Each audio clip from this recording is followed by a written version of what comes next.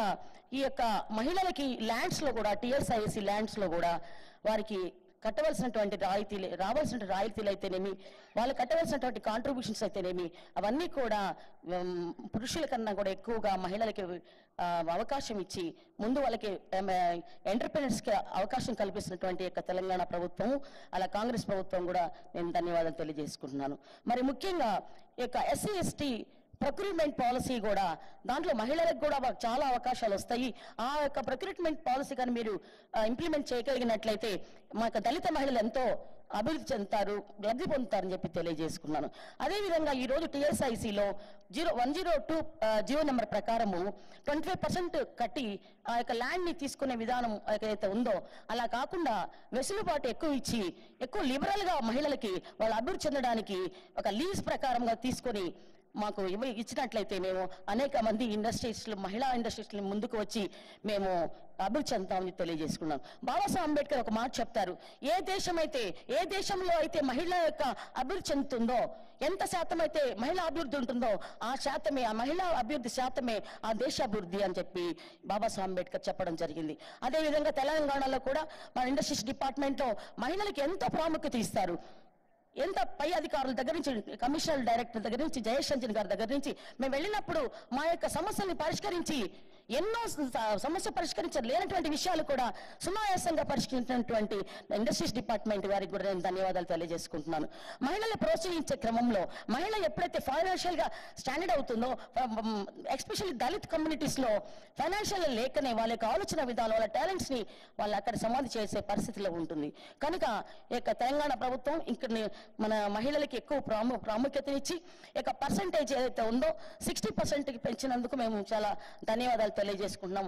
మరి ముఖ్యంగా ఇక రేవంత్ రెడ్డి గారికి మేము మా యొక్క దళిత మహిళ ఆర్గనైజేషన్ నుంచి మేము విన్నవించేది ఏంటంటే, ఇప్పటికైనా కానీ అన్న ప్రభుత్వంలో, కాంగ్రెస్ ప్రభుత్వంలో, రేవంత్ రెడ్డి గారి యొక్క ప్రభుత్వంలో మాకు ఇచ్చిన అవకాశము మేము చాలా సంతోషిస్తున్నాము. ఇలాగే కొత్త పారిశ్రామికవేత్తలకి వాళ్ళ యొక్క సమస్యలు పరిష్కరించే క్రమంలో భాగంగా ఈ పాలసీస్ ఏవైతే ఉన్నాయో, న్యూ పాలసీ, ఎంఎస్ఎంఈ పాలసీ కావచ్చు, లేకపోతే ఎస్సీ ఎస్టీ పాలసీ కావచ్చు, ఇవన్నీ వాళ్ళకి ల్యాక్ ఆఫ్ అవేర్నెస్, ఎంతో మంది పారిశ్రామికవేత్తలు కాలేకపోతున్నారు. మా లాంటి ఆర్గనైజేషన్స్ని ఎంకరేజ్మెంట్ చేసి మేము అవేర్నెస్ క్యాంప్స్ కండక్ట్ చేస్తూ అనేక మంది పారిశ్రామికవేత్తలుగా తయారు చేయడానికి మా వంతు మేము సహకరిస్తామని తెలియజేసుకుంటూ అందరికీ ధన్యవాదాలు. Thank you so much. Thank you అండి.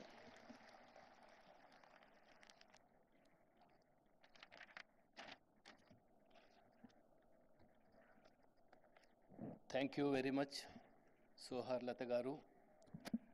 మీరు చాలా ఇన్స్పైరింగ్గా స్పీచ్ ఇచ్చారు. మీ సజెషన్స్ అన్నీ కూడా మేము తప్పకుండా పాటిస్తాం. అలానే ఎంఎస్ఎంఈస్ ఎదుర్కొంటున్న సమస్యల్లో అతి ముఖ్యమైనది ట్యాక్స్ కంప్లైన్సెస్. జిఎస్టీ పే చేయాల్సిన ఎంఎస్ఎంఈస్ ఉంటాయి. ఫ్యూచర్లో 5 కోట్ల బిజినెస్కి పైబడ్డ అందరూ కూడా జిఎస్టీ కంప్లైంట్స్ని తూచా తప్పకుండా పాటించాల్సి ఉంటుంది. ఇది చేయడం కోసం ఇప్పటి వరకు ఎన్ఐసి ద్వారానే చేస్తున్నారు. ఎన్ఐసి ద్వారా చేయటం వలన వారికి స్టోరేజ్ ప్రాబ్లం కూడా వస్తుంది. కొన్ని రోజుల వరకే స్టోర్ చేయగలరు ఈ డేటాని, అండ్ కష్టతరంగా కూడా ఉంది అనే ఉద్దేశంతో గవర్నమెంట్ ఆఫ్ ఇండియా ఒక 4 సంస్థల్ని గుర్తించడం జరిగింది. వీళ్ళు ముఖ్యంగా ఏం చేస్తారంటే ఎన్ఐసి చేసే పని వీళ్ళు కూడా చేస్తారు. అయితే ఒక సంస్థ ఐఆర్ఐఎస్ అనే సంస్థ మన ఎంఎస్ఎంఈస్ సౌకర్యం కోసం వాళ్ళు తెలుగులో సాఫ్ట్వేర్ ప్రిపేర్ చేయడం జరిగింది. ఈ తెలుగు సాఫ్ట్వేర్ ద్వారా మీరు తెలుగులో విలేజ్లో ఉన్న ఎంఎస్ఎంఈస్ కూడా ట్యాక్స్ ఫైల్ చేసినప్పుడు ఇంటర్ఫేస్లో ఇంగ్లీష్లో కన్వర్ట్ అయ్యి గవర్నమెంట్ ఆఫ్ ఇండియాలోకి, అంటే గవర్నమెంట్ ఆఫ్ ఇండియా సైట్లోకి వెళ్తుంది. అండ్ ఈ డేటా మీకు స్టోరేజ్లో కూడా ఉంటుంది. దీనికి సంబంధించి ముఖ్యమంత్రి గారి సమక్షంలో ఉప ముఖ్యమంత్రి గారు మరియు పరిశ్రమల శాఖ మంత్రి గారు శ్రీధర్ బాబు గారు సమక్షంలో ఎంఓయూని మార్చుకోవడం జరుగుతుంది. వీళ్ళు సేమ్ ఐఆర్ఐఎస్ అనే సంస్థ ఒక డాష్ బోర్డును కూడా ఇండస్ట్రీస్ డిపార్ట్మెంట్ కోసం తయారు చేయడం జరుగుతుంది. ఈ డాష్ బోర్డు ముఖ్య ఉద్దేశం ఏంటంటే ఎంఎస్ఎంఈస్ ఫైనాన్షియల్ స్టేటస్ని జిఎస్టీ పేమెంట్స్ ద్వారా కానీ ఇతరత్ర మనం క్యాప్చర్ చేసి వాటి పనితీరుని రెగ్యులర్గా మానిటర్ చేసేదానికి ఏ ఇండస్ట్రీ సిక్ అవుతుంది, ఎందుకు అవుతుంది అనేది మానిటర్ చేసి తగు చర్యలు సూచనలు ఇవ్వడానికి జిఎం ఇండస్ట్రీస్కి ఒక ఛానల్గా ఉంటుంది ఇది. నేను ఇప్పుడు స్వామినాథన్ గారిని వేదికపైకి పిలుస్తున్నాను. వారు ఐఆర్ఐఎస్ రండి చేసిన ప్రతిపాదన గురించి ఎక్స్ప్లెయిన్ చేసి అలానే మెమోరాండంని ఎక్స్చేంజ్ చేసుకుంటారు.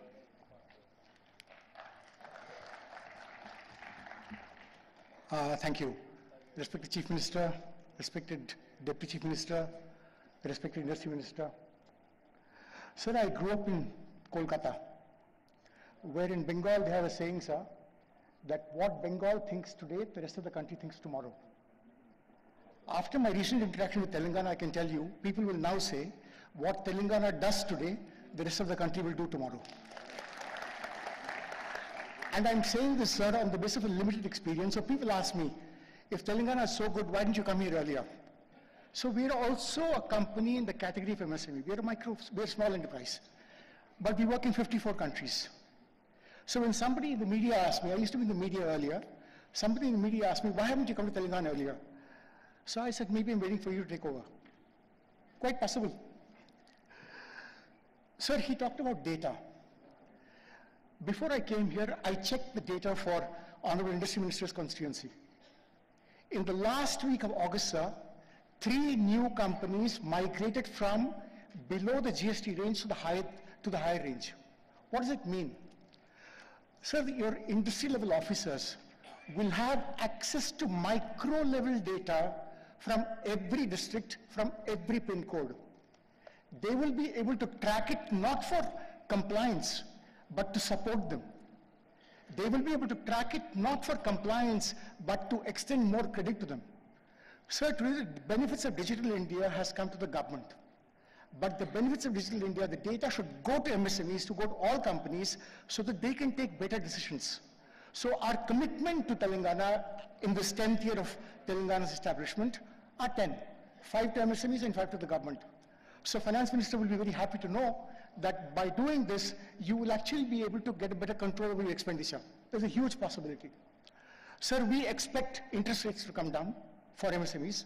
Sir, we are a successful company, but by moving from one bank to another bank, we managed a 4% reduction in interest rates, just with data.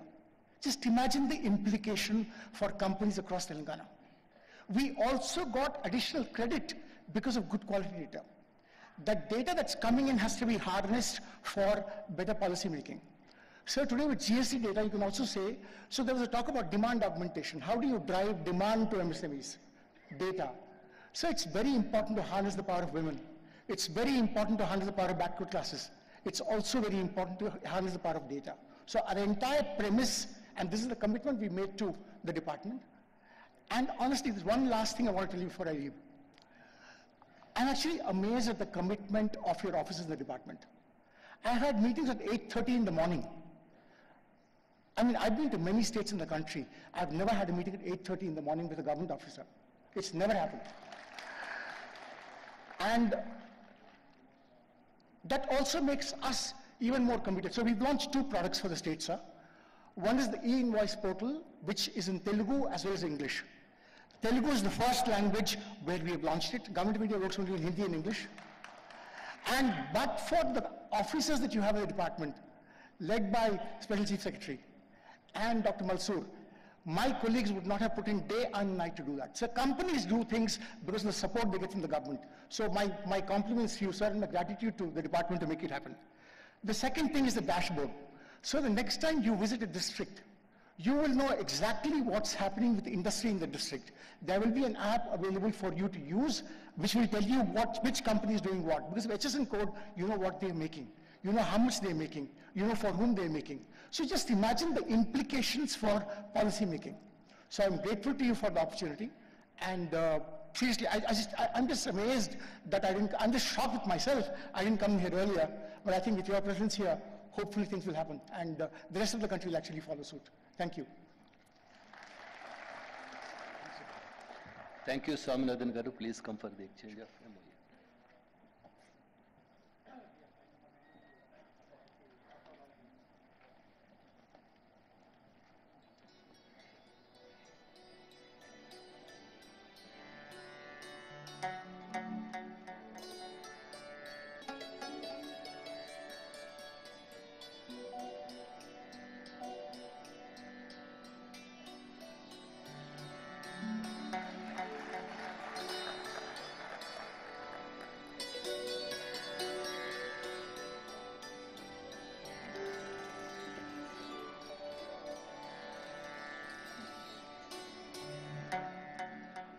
Sir,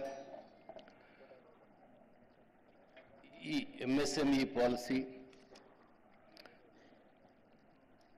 తయారు చేయడంలో అనునిత్యం మాకు సూచనలు సలహాలు ఇవ్వటమే కాకుండా పేరు పేరున అడిగేవారు మా మినిస్టర్ గారు.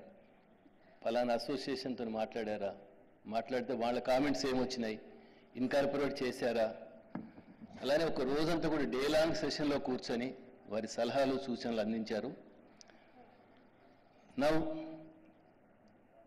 వారి నుంచే గౌరవ మంత్రివర్యులు శ్రీధర్ బాబు గారి నుంచే ఈరోజు పాలసీ గురించి, ఇండస్ట్రీస్ అభివృద్ధి గురించి వినటానికి అందరూ ఈగర్గా వెయిట్ చేస్తున్నారు. సార్, మీరు వేదిక పైన నుంచి మీ సూచనలు సలహాలు ఇవ్వాలని కోరుతున్నాను. సార్,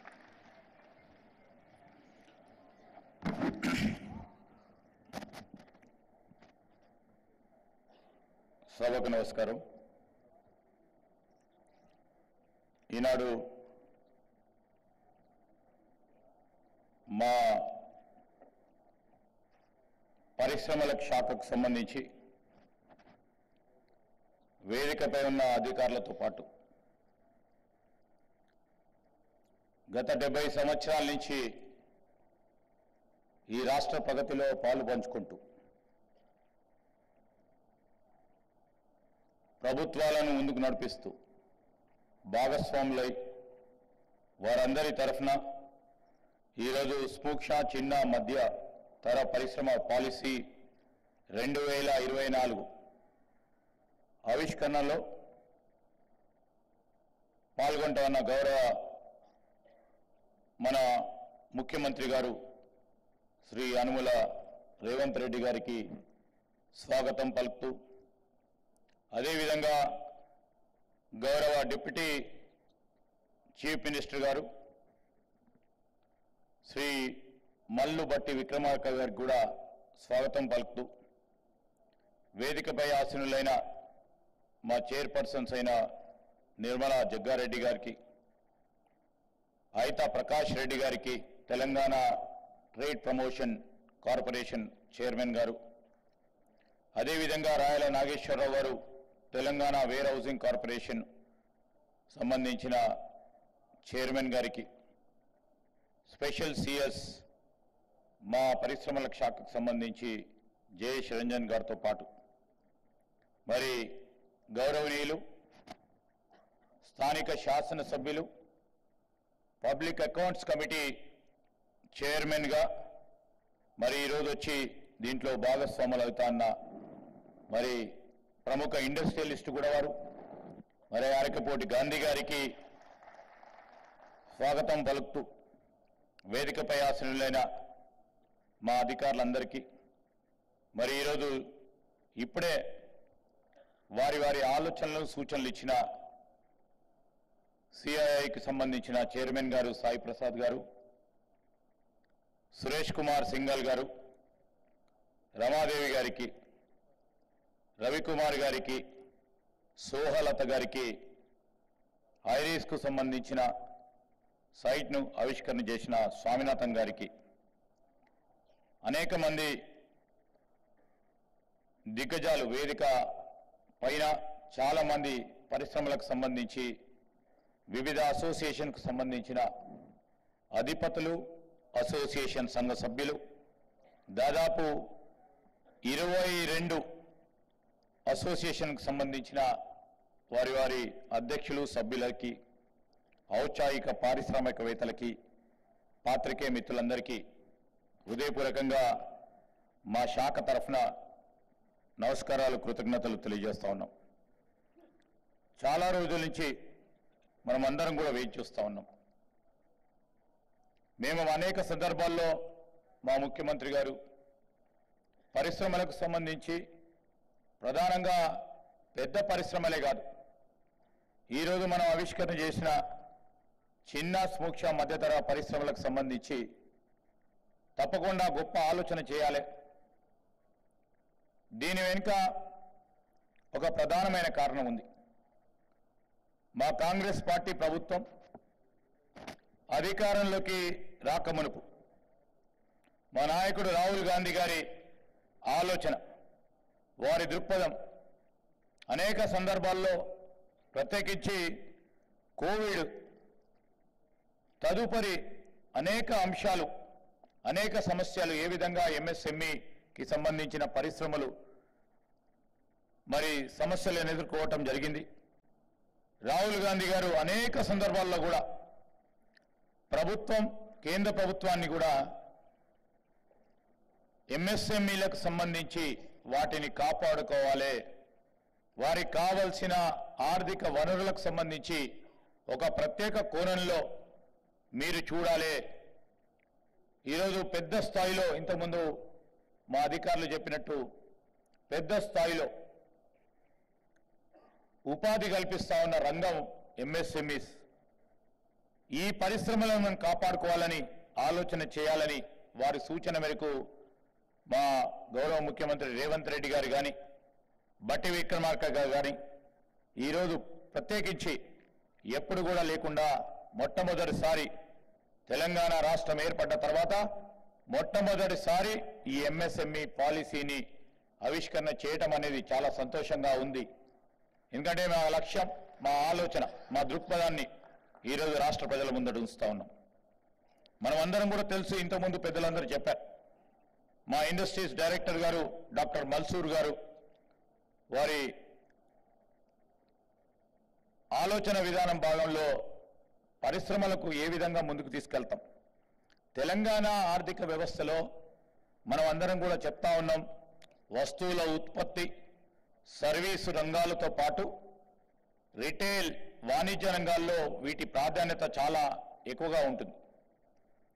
పబ్లిక్ రంగ సంస్థలు, మల్టీనేషనల్ కంపెనీలు సరఫరా చైన్లో, డిమాండ్ సప్లై చైన్లో ఎంఎస్ఎంఈల పాలసీ ఎంత కీలకంగా ఉంటుందని ఆలోచన చేస్తూ ఉన్న తరుణం ఇది. మేమందరం కూడా ప్రతి సందర్భంలో చెప్తా ఉన్నాం, మనది రాబోయే కాలంలో ఇంతకుముందు కొంతమంది సూచించారు టెక్నాలజీ డ్రివెన్ ఇండస్ట్రీ ఉండాలని. మొన్ననే ఈ మధ్యలో మరి రాష్ట్ర ప్రభుత్వం, మొట్టమొదటి తెలంగాణ ప్రభుత్వం, గౌరవ ముఖ్యమంత్రి గారు మరి ఆర్టిఫిషియల్ ఇంటెలిజెన్స్కు సంబంధించిన గ్లోబల్ కాన్ఫరెన్స్ని ఈ రాష్ట్ర ప్రభుత్వం ఏర్పాటు చేసి టెక్నాలజీ పరంగా రేపు రాబోయే కాలంలో ఈ డిస్రప్టివ్ టెక్నాలజీకి సంబంధించి ప్రతి రంగంలో సామాన్య ప్రజానికానికి సంబంధించిన వారి జీవితాల్లో కూడా మలుపు తీసుకొచ్చే ఈ టెక్నాలజీ ఏదైతే ఏఐ ఉందో దాన్ని ప్రత్యేకమైన ప్రస్తావన చేయాలి, దాని వల్ల లాభాలు మనం పొందాలనే ఆలోచనతోనే మన అంతర్జాతీయ స్థాయిలో మరి ఒక గ్లోబల్ కాన్ఫరెన్స్ను ఏర్పాటు చేసుకొని ఆ కాన్ఫరెన్స్కు సంబంధించి అనేక రంగాలకు సంబంధించిన ప్రధానమైన వక్తలు వచ్చి ఈరోజు పరిశ్రమల పట్ల ఏఐ ఇన్ఫ్లుయెన్స్ ఏ విధంగా ఉంటుంది, కేవలం పెద్ద పరిశ్రమలే కాదు, సూక్ష్మ, చిన్న, మధ్యతర పరిశ్రమల పైన కూడా ఏఐకి సంబంధించి ఆర్టిఫిషియల్ కృత్రిమ మేధకు సంబంధించిన ఇన్ఫ్లుయెన్స్ ఏ మేరకు ఉండబోతుంది, దాన్ని ఏ విధంగా ఉపయోగించుకునే ప్రయత్నం చేయాలి అని అనేక మంది నిష్ణాతులు మరి ఆ గ్లోబల్ కన్వెన్షన్స్లో వారి వారి అభిప్రాయాలను తెలియజేయడం జరిగింది. అందుకోసమే మన ప్రభుత్వం ఈరోజు దాన్ని కూడా పరిగణలోకి తీసుకొని రాబోయే కాలంలో ఎంఎస్ఎంఈ సంబంధించి మరి పెద్దలందరూ సూచన మేరకు టెక్నాలజీ డ్రివెన్ అంటే ఇంతకుముందు స్వామినాథన్ గారు చెప్పినట్టు everybody should look towards Telangana, అంతపూర్వకం బెంగాల్ వైపు చూస్తున్నామని చెప్పారు. And now everybody should look and will make them look towards Telangana. This is our goal. నేను ఈరోజు చెప్తా ఉన్నాం, మనం అందరం కూడా చూస్తా ఉన్నాం, మనం అందరం కూడా గర్వంగా చెప్తా ఉంటాం ITS, pharma, defence, textiles, food processing ఈ పరిశ్రమలకు సంబంధించి మరి గత 3-4 దశాబ్దాల నుంచి మన ప్రభుత్వాలు ఏ విధంగా వారిని ప్రోత్సాహం చేసే కార్యక్రమం చేసింది. ప్రోత్సాహాలు చేస్తూ ముందుకు నడిపే కార్యక్రమం చేసుకొని ఈరోజు మారుతున్న కాలం, ప్రపంచీకరణ వ్యవస్థలో ఇంటర్నేషనల్ మార్కెట్లకు అనుసంధానంగా ఉన్న డిమాండ్కు సంబంధించి సప్లై చేయడానికి ఇంకా మెరుగైన వాతావరణం కలిగించాలనే ఒక ఆలోచన భాగంగానే ఈరోజు కొత్త ఎంఎస్ఎంఈ పాలసీ. అయితే ఏ విధంగా చేయాలి ఎంఎస్ఎంఈ పాలసీ? చాలా సందేహాలు ఉండే మీకు అందరికీ. చాలామంది మరి పరిశ్రమలకు సంఘాలకు సంబంధించి అనేక సందర్భాల్లో మాతోని ముఖ్యమంత్రి గారితోని సమావేశమైనప్పుడు వారి సమస్యలను మా దృష్టిలో పెట్టడం, మరి దానికి సంబంధించి ఒక స్ట్రక్చర్డ్ పాలసీ తీసుకురావాలని ఆలోచన చేస్తే దాదాపు మా స్పెషల్ సిఎస్ గారు, అదేవిధంగా ఇండస్ట్రీస్ డైరెక్టర్ గారు, పరిశ్రమల శాఖకు సంబంధించిన మా అధికారులందరూ కూడా మరి పరిశ్రమల సంఘాలను సంప్రదించడం జరిగింది.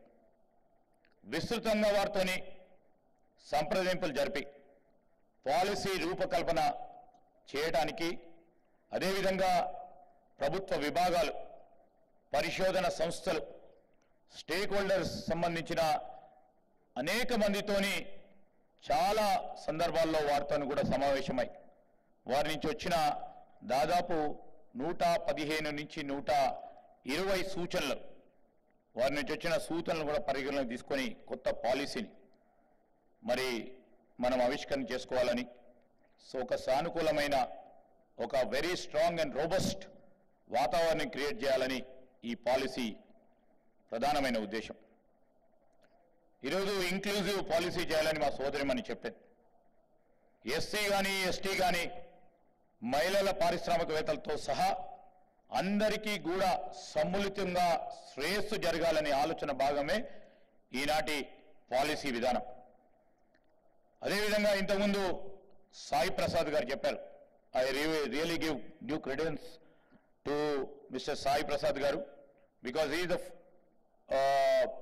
forefront, he is in the forefront of sharing the movement to bring in the industries to the tier 2, tier 3 cities. Although he hails from a multinational company and hails from Hyderabad, his vision towards, and especially the focus towards tier 2, tier 3 and the rural economy should be redefined now. Hyderabad వరకే పరిమితం కాకుండా మా ప్రభుత్వ ఉద్దేశం, మా ముఖ్యమంత్రి గారు, మా ఉప ముఖ్యమంత్రి గారు, మా సహచరులు, మా ప్రభుత్వానికి సంబంధించిన పెద్దలందరి ఉద్దేశం హైదరాబాదుతో పాటు ఇతర జిల్లాలు కూడా సమాన స్థాయిలో అభివృద్ధి చెందాలనే ఒక ఆలోచన భాగమే ఈ ఎంఎస్ఎంఈ పాలసీ. మేము ఈరోజు చెప్తా ఉన్నాం, మైక్రో యూనిట్లు కానీ చిన్న మరియు మధ్యతర సంబంధించి వాటిలో ఆర్థిక క్రమశిక్షణ పెంచేలా శిక్షణ ఇవ్వడం కూడా దీంట్లో పాలసీలో భాగం. ప్రధానంగా ఉపాధి అవకాశాలే కానీ సాంకేతిక పరిజ్ఞానం ఆధునీకరణ. దీనిలో చెప్పాలంటే మేము ఒకటి చెప్తా ఉన్నాం, మీరు అందరు కూడా చూశారు. 65 ఐటీఐలు ఉన్నాయి మన రాష్ట్రంలో, ఇండస్ట్రియల్ ట్రైనింగ్ ఇన్స్టిట్యూట్. ఈ ఇండస్ట్రియల్ ట్రైనింగ్ ఇన్స్టిట్యూట్లో గ్రాడ్యుయేట్ అయిన మన పిల్లలు షాప్ ఫ్లోర్ మేనేజ్మెంట్కు సంబంధించి షాప్ ఫ్లోర్లో వారికి అవకాశం ఉంటుంది. ఈరోజు పెరుగుతూ ఉన్న టెక్నాలజీ, ఆ టెక్నాలజీ ఉపయోగించుకొని పెద్ద పరిశ్రమలు కానీ, అదేవిధంగా మధ్య సూక్ష్మ చిన్న పరిశ్రమలకు సంబంధించి కానీ ఈ టెక్నాలజీస్ పరంగా ఆధునీకరణ జరుగుతూ ఉన్న సందర్భంలో అనేక సంవత్సరాలుగా ఐటీఐలు బేసిక్ ట్రేడ్స్ని ఈరోజు వారి వారి ఐటీఎస్లో బోధన చేస్తా ఉన్న సందర్భాన్ని వారికి అప్గ్రేడేషన్ చేయాలనే ఆలోచన దృక్పథంతో మరి టాటా వారి సహకారంతో ముఖ్యమంత్రి గారు మరి ప్రభుత్వానికి సంబంధించి ఈ ఐటీ అన్నిటిని కూడా ఆధునీకరణ చేయాలి, మోడర్నైజ్ చేయాలి. టెక్నాలజికల్గా మరి ప్రపంచ డిమాండ్కి అనుగుణంగా వీరందరూ కూడా గ్రాడ్యుయేట్స్ కావాలని, అడ్వాన్స్ టెక్నాలజీ సెంటర్స్ని చేయాలని దాదాపు 2400 కోట్ల రూపాయలు ఈరోజు వెచ్చిస్తా ఉన్నాం. 2400 కోట్ల రూపాయల భాగంలో ఈరోజు రేపు ఆ ఐటీఐలు ప్రొడ్యూస్ చేసే గ్రాడ్యుయేట్స్ ప్రపంచ స్థాయి ఆశించిన విధంగా ఆ స్కిల్ సెట్స్ని వారు పొందే విధంగా రేపు ఈ అడ్వాన్స్ టెక్నాలజీ సెంటర్స్ మనము మానవ వనరులను ఆ స్కిల్ సెట్స్తో ఇవ్వబోతా ఉన్నాం. ఆ తరుణంలో మీకు అందరికీ కూడా ఉపయోగపడే విధంగా ఈరోజు ఐటీఎస్ కానీ రేపు రాబోయే కాలంలో పాలిటెక్నిక్స్ విషయంలో కూడా ఆ విధమైన ఆలోచన చేయాలని ప్రభుత్వం ఒక పరంగా ఆలోచన చేస్తూ, ఇంకో మెట్టు కూడా 2 రోజుల 3 రోజుల తర్వాత గౌరవ ముఖ్యమంత్రి గారి చేతుల మీదుగా బ్యాంకింగ్, ఫినాన్స్, ఇన్సూరెన్స్ సెక్టర్కి సంబంధించి ఒక స్కిల్ ట్రైనింగ్ ప్రోగ్రామ్ని కూడా ఆవిష్కరణ చేయబోతా ఉన్నారు. ఏ రాష్ట్రంలో లేని ఒక ఆలోచన చేసి ముందుకు తీసుకెళ్లే కార్యక్రమాన్ని చేయబోతా ఉన్నాం. ఈరోజు మేము ఈ కొత్త పాలసీ తీసుకురావటం వల్ల ఈ ఎంఎస్ఎంఈస్ అన్నీ కూడా ప్రధానమైన గ్రోత్ సెంటర్స్ కావాలి.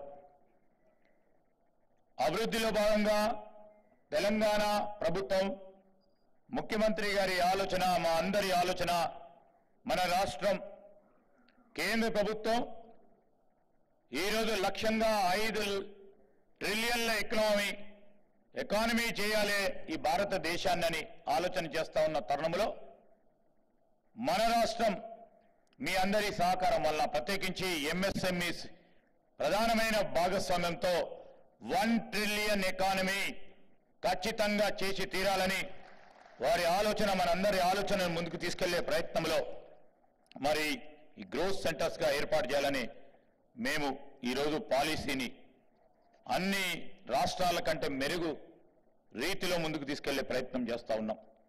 తెలంగాణలో అన్ని జిల్లాల్లో పారిశ్రామిక పార్కులను అభివృద్ధి చేస్తాం.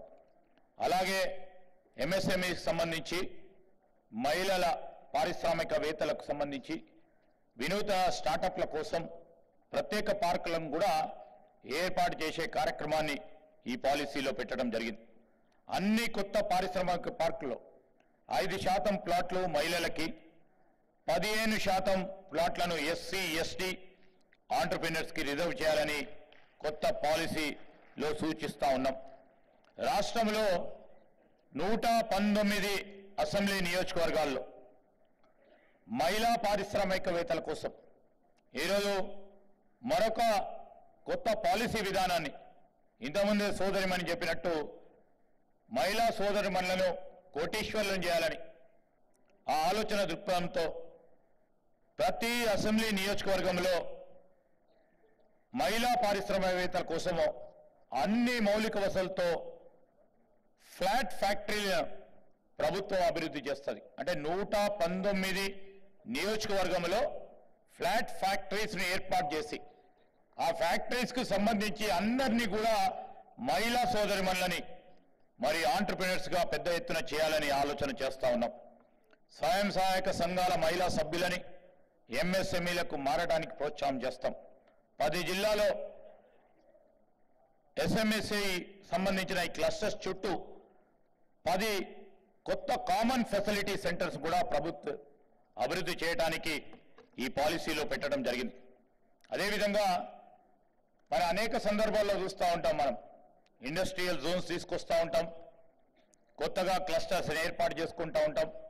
కానీ ఒక ఫండమెంటల్ ఆలోచన దాంట్లో సోషల్ ఇన్ఫ్రాస్ట్రక్చర్కు సంబంధించి మొట్టమొదటిసారి మా పరిశ్రమల శాఖకు సంబంధించి సోషల్ ఇన్ఫ్రాస్ట్రక్చర్ని కూడా దాని పరంగా కేంద్రీకరించి పనిచేయాలని ఆలోచన చేస్తూ ఈరోజు ఎంఎస్ఎంఈకి సంబంధించే కానీ ఇంతపూర్వకం ఉన్న పెద్ద పరిశ్రమలకు సంబంధించిన పార్క్స్లో సోషల్ ఇన్ఫ్రాస్ట్రక్చర్, అక్కడ విమెన్ ఎంప్లాయీస్ పరంగా కావాల్సిన క్రెస్ కానీ డార్మెటరీస్ కానీ లేకుంటే ఒక చిన్న స్థాయి ప్రాథమిక ఆరోగ్య కేంద్రాన్ని అక్కడ ఏర్పాటు చేసుకొని అక్కడ పనిచేసే మరి చాలామంది సోదరులకు సోదరిమణులకు వాటి వల్ల మరి ఉపయోగపడే విధంగా పరిశ్రమలకు పారిశ్రామికవేత్తలకు మరి సులువుగా ఉండటానికి సోషల్ ఇన్ఫ్రాస్ట్రక్చర్ని కూడా పెద్ద ఎత్తున డెవలప్ చేసే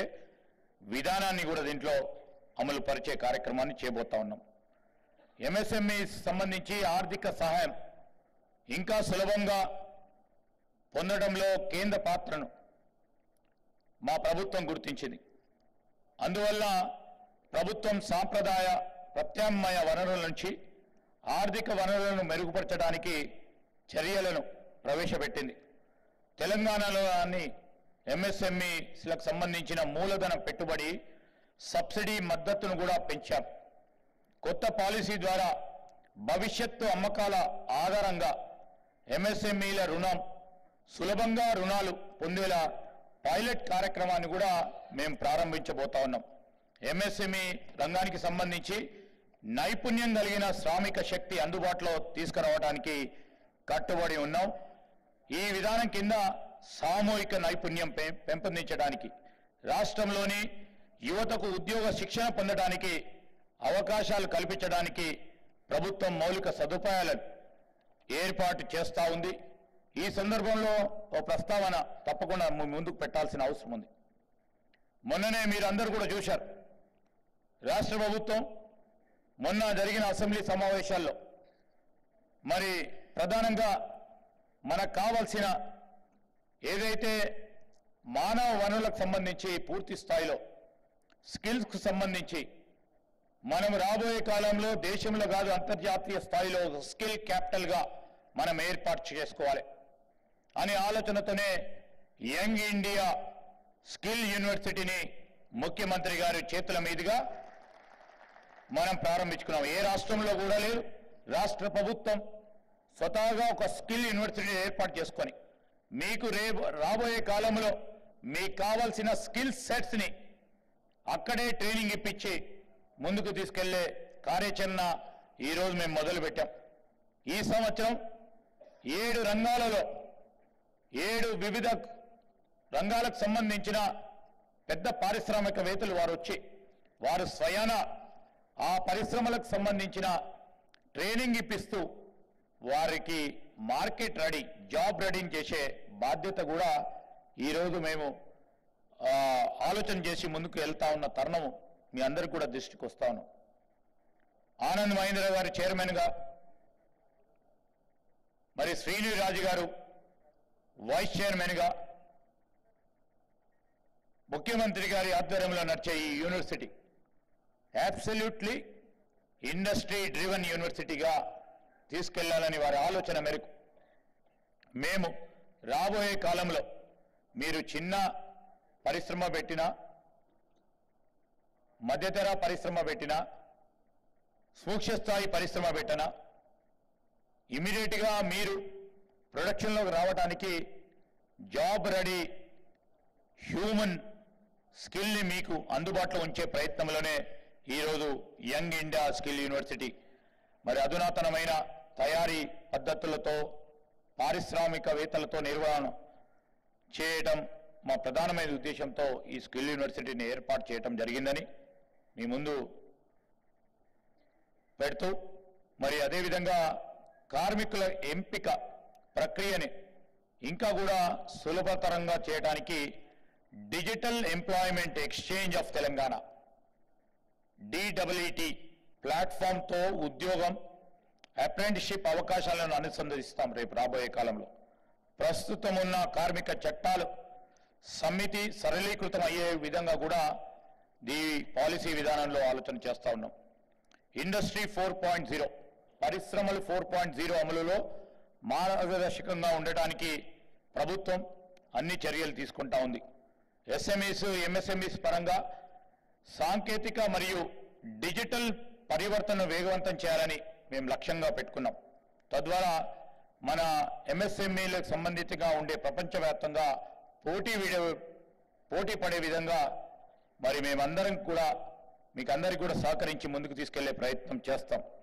సూక్ష్మ, చిన్న, మధ్యతర పరిశ్రమలకు సంబంధించి సాంకేతిక పరిజ్ఞానాన్ని వినియోగించుకోవడానికి సమగ్ర సర్వే చేపట్టడం, మరి ఈ పరిశ్రమల కోసం సాంకేతిక ఉత్పత్తుల జాబితాను అభివృద్ధి చేయడం జరుగుతుందని మీకు మనవి చేస్తా ఉన్నాం.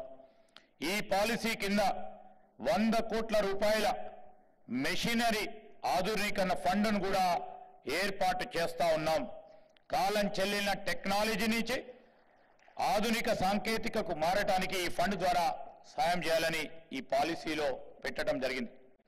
MSME క్లస్టర్లు, పారిశ్రామిక పార్కుల కోసం రాయితీ రేట్లకు డిజిటల్ సాంకేతిక పరిజ్ఞానాన్ని సమకూర్చుకోవడానికి ప్రభుత్వం పూర్తి స్థాయిలో సహాయం చేస్తుంది.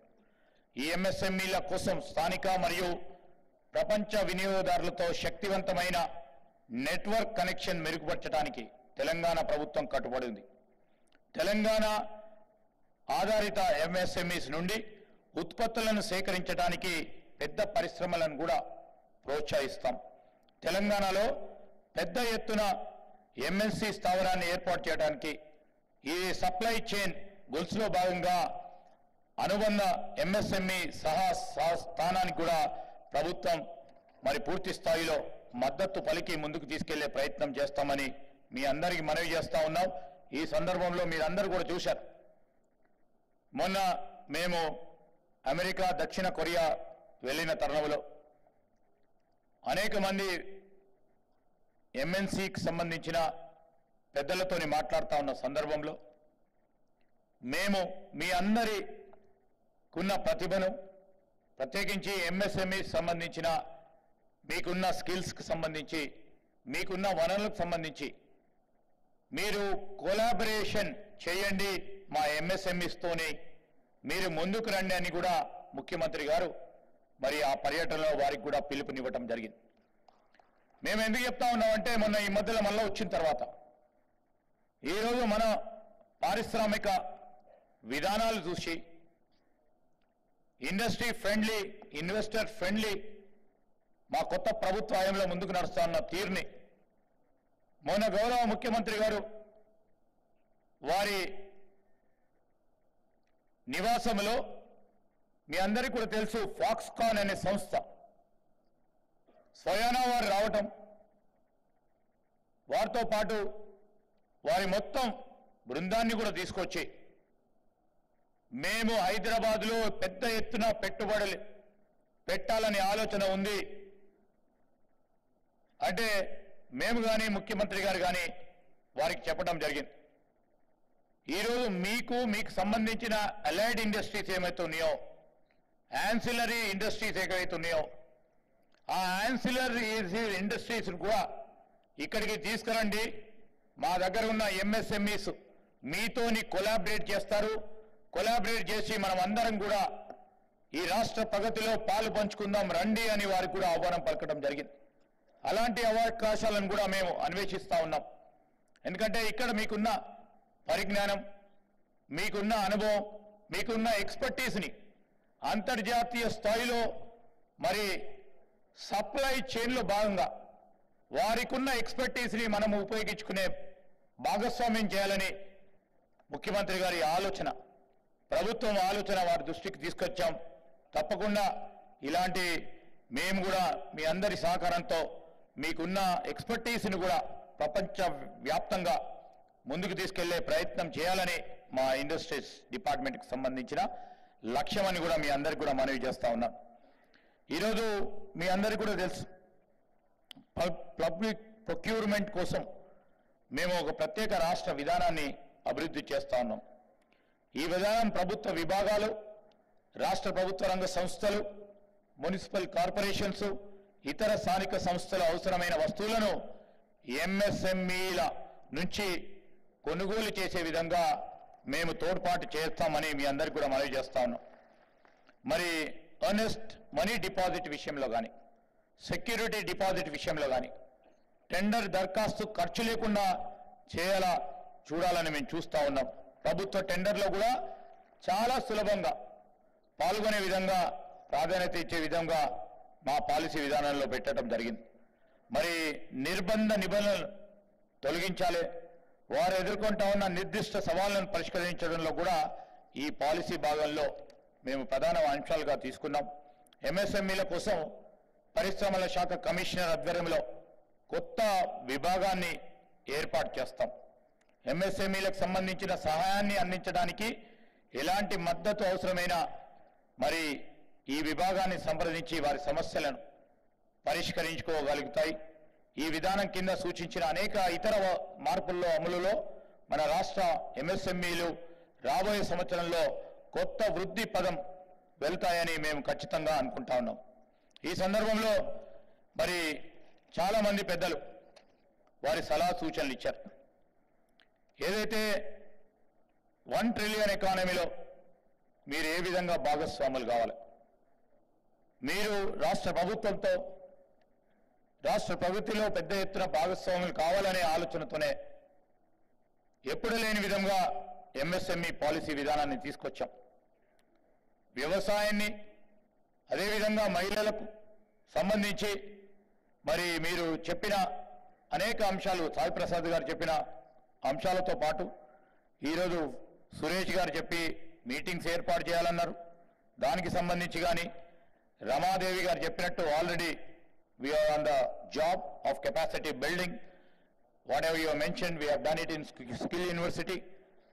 Our government is for the inclusive growth. Definitely we will try to strengthen the women here entrepreneurship. And ఇప్పుడే ముఖ్యమంత్రి గారు చెప్పారు, మరి పరిశ్రమలకు సంబంధించి ప్రధానంగా ఎంఎస్ఎంఈలకు సంబంధించి ఒక టాస్క్ ఫోర్స్ ఏర్పాటు చేయాలని వారు సూచనలు ఇవ్వటం జరిగింది.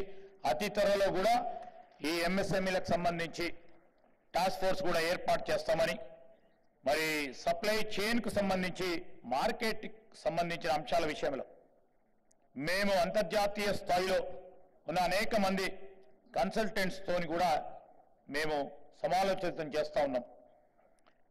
మరి మార్కెటింగ్కి సంబంధించి మీరు ఉత్పత్తులు చాలా వరకు చేస్తూ ఉంటారు.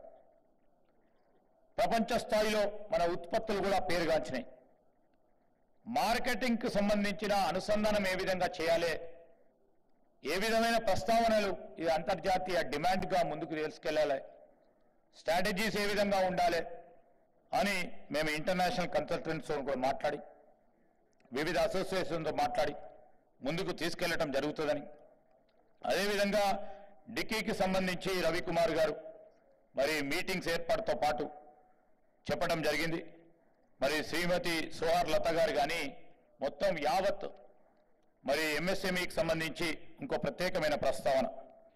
ఈరోజు మేము 6 ప్రధానమైన అంశాలతో సరసమైన ధరలకు భూమి లభ్యత మరియు అందుబాటులో ఉండాలని ఇంతకుముందు మా ఇండస్ట్రీస్ కమిషనర్ గారు, ప్రిన్సిపల్ సెక్రటరీ గారు చెప్పినట్టు ఈ భూమితో పాటు ఆర్థిక వనరులను అందుబాటులో ఉంచాలని, ముడి పదార్థాలు రా మెటీరియల్ లభ్యతలు అందుబాటులో ఉంచాలని, నైపుణ్యం గల కార్మికుల లభ్యత మెరుగుపరచడానికి, నూతన సాంకేతికతను ప్రోత్సహించడానికి, మార్కెట్లతో అనుసంధానం మెరుగుపరచడానికి ఈ ప్రధానమైన 6 సూచికలతో ఈ పాలసీ విధానాన్ని తయారు చేయడం జరిగింది.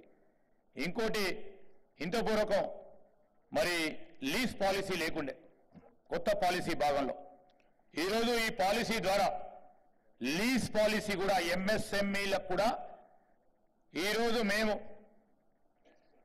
మొదలుపెట్టే ఫ్లాట్ ఫ్యాక్టరీస్లో కానీ భూమి కేటాయింపులో కానీ లీజ్ అంశం కూడా దీంట్లో ప్రస్తావన చేయడం జరిగింది. తద్వారా మొత్తం సూక్ష్మ స్థాయి, ప్రధానంగా సూక్ష్మ చిన్నతర పరిశ్రమలకు వారికి ఉన్న మూలధనం అంతా కూడా ఆ భూమి కొనుగోలులో పోతా ఉన్న తరుణంలో మరి వారి ధనాన్నంతా కూడా వాటికి ఉపయోగించకుండా ఒక లీజ్ పాలసీని కూడా దీంట్లో పెట్టడం జరిగింది.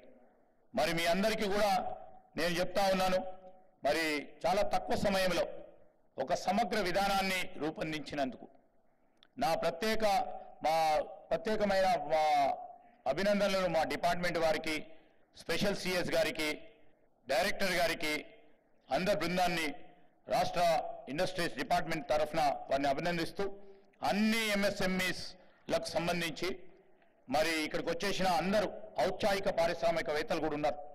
వారికి అందరికీ సంబంధించి ఈరోజు ప్రవేశపెట్టిన ఈ పాలసీ విధానంలో మీరందరూ కూడా భాగస్వాములై నేను మరొకసారి కోరుతా ఉన్నా, మనం ఈరోజు మొదలుపెట్టాం మొదటి అడుగు, 1 ట్రిలియన్ ఎకానమీని చేద్దాం, చేసి తీరుదాం.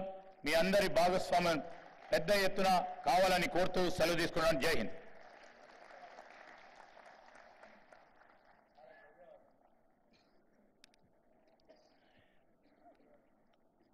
ధన్యవాదాలు సార్. ప్రభుత్వంలో అన్ని శాఖలు, అన్ని రంగాల పనితీరుపై, మరీ ముఖ్యంగా ఎంఎస్ఎంఈల పనితీరుపై పూర్తి అవగాహన ఉన్న మన ప్రియతమ ఉప ముఖ్యమంత్రి గారు మల్లు భట్టి విక్రమార్క గారు ఇప్పుడు మనను ఉద్దేశించి ప్రసంగిస్తారు.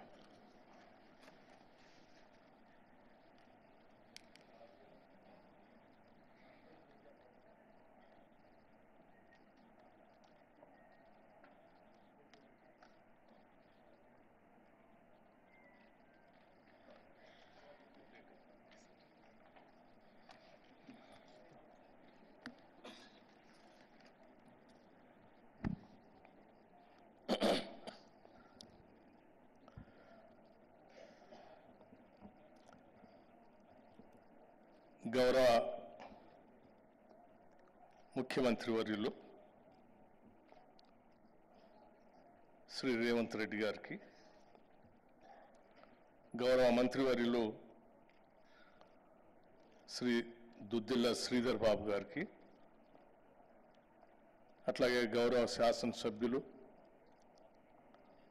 గాంధీ గారికి, రాష్ట్ర ప్రభుత్వ రంగ సంస్థల చైర్మన్లు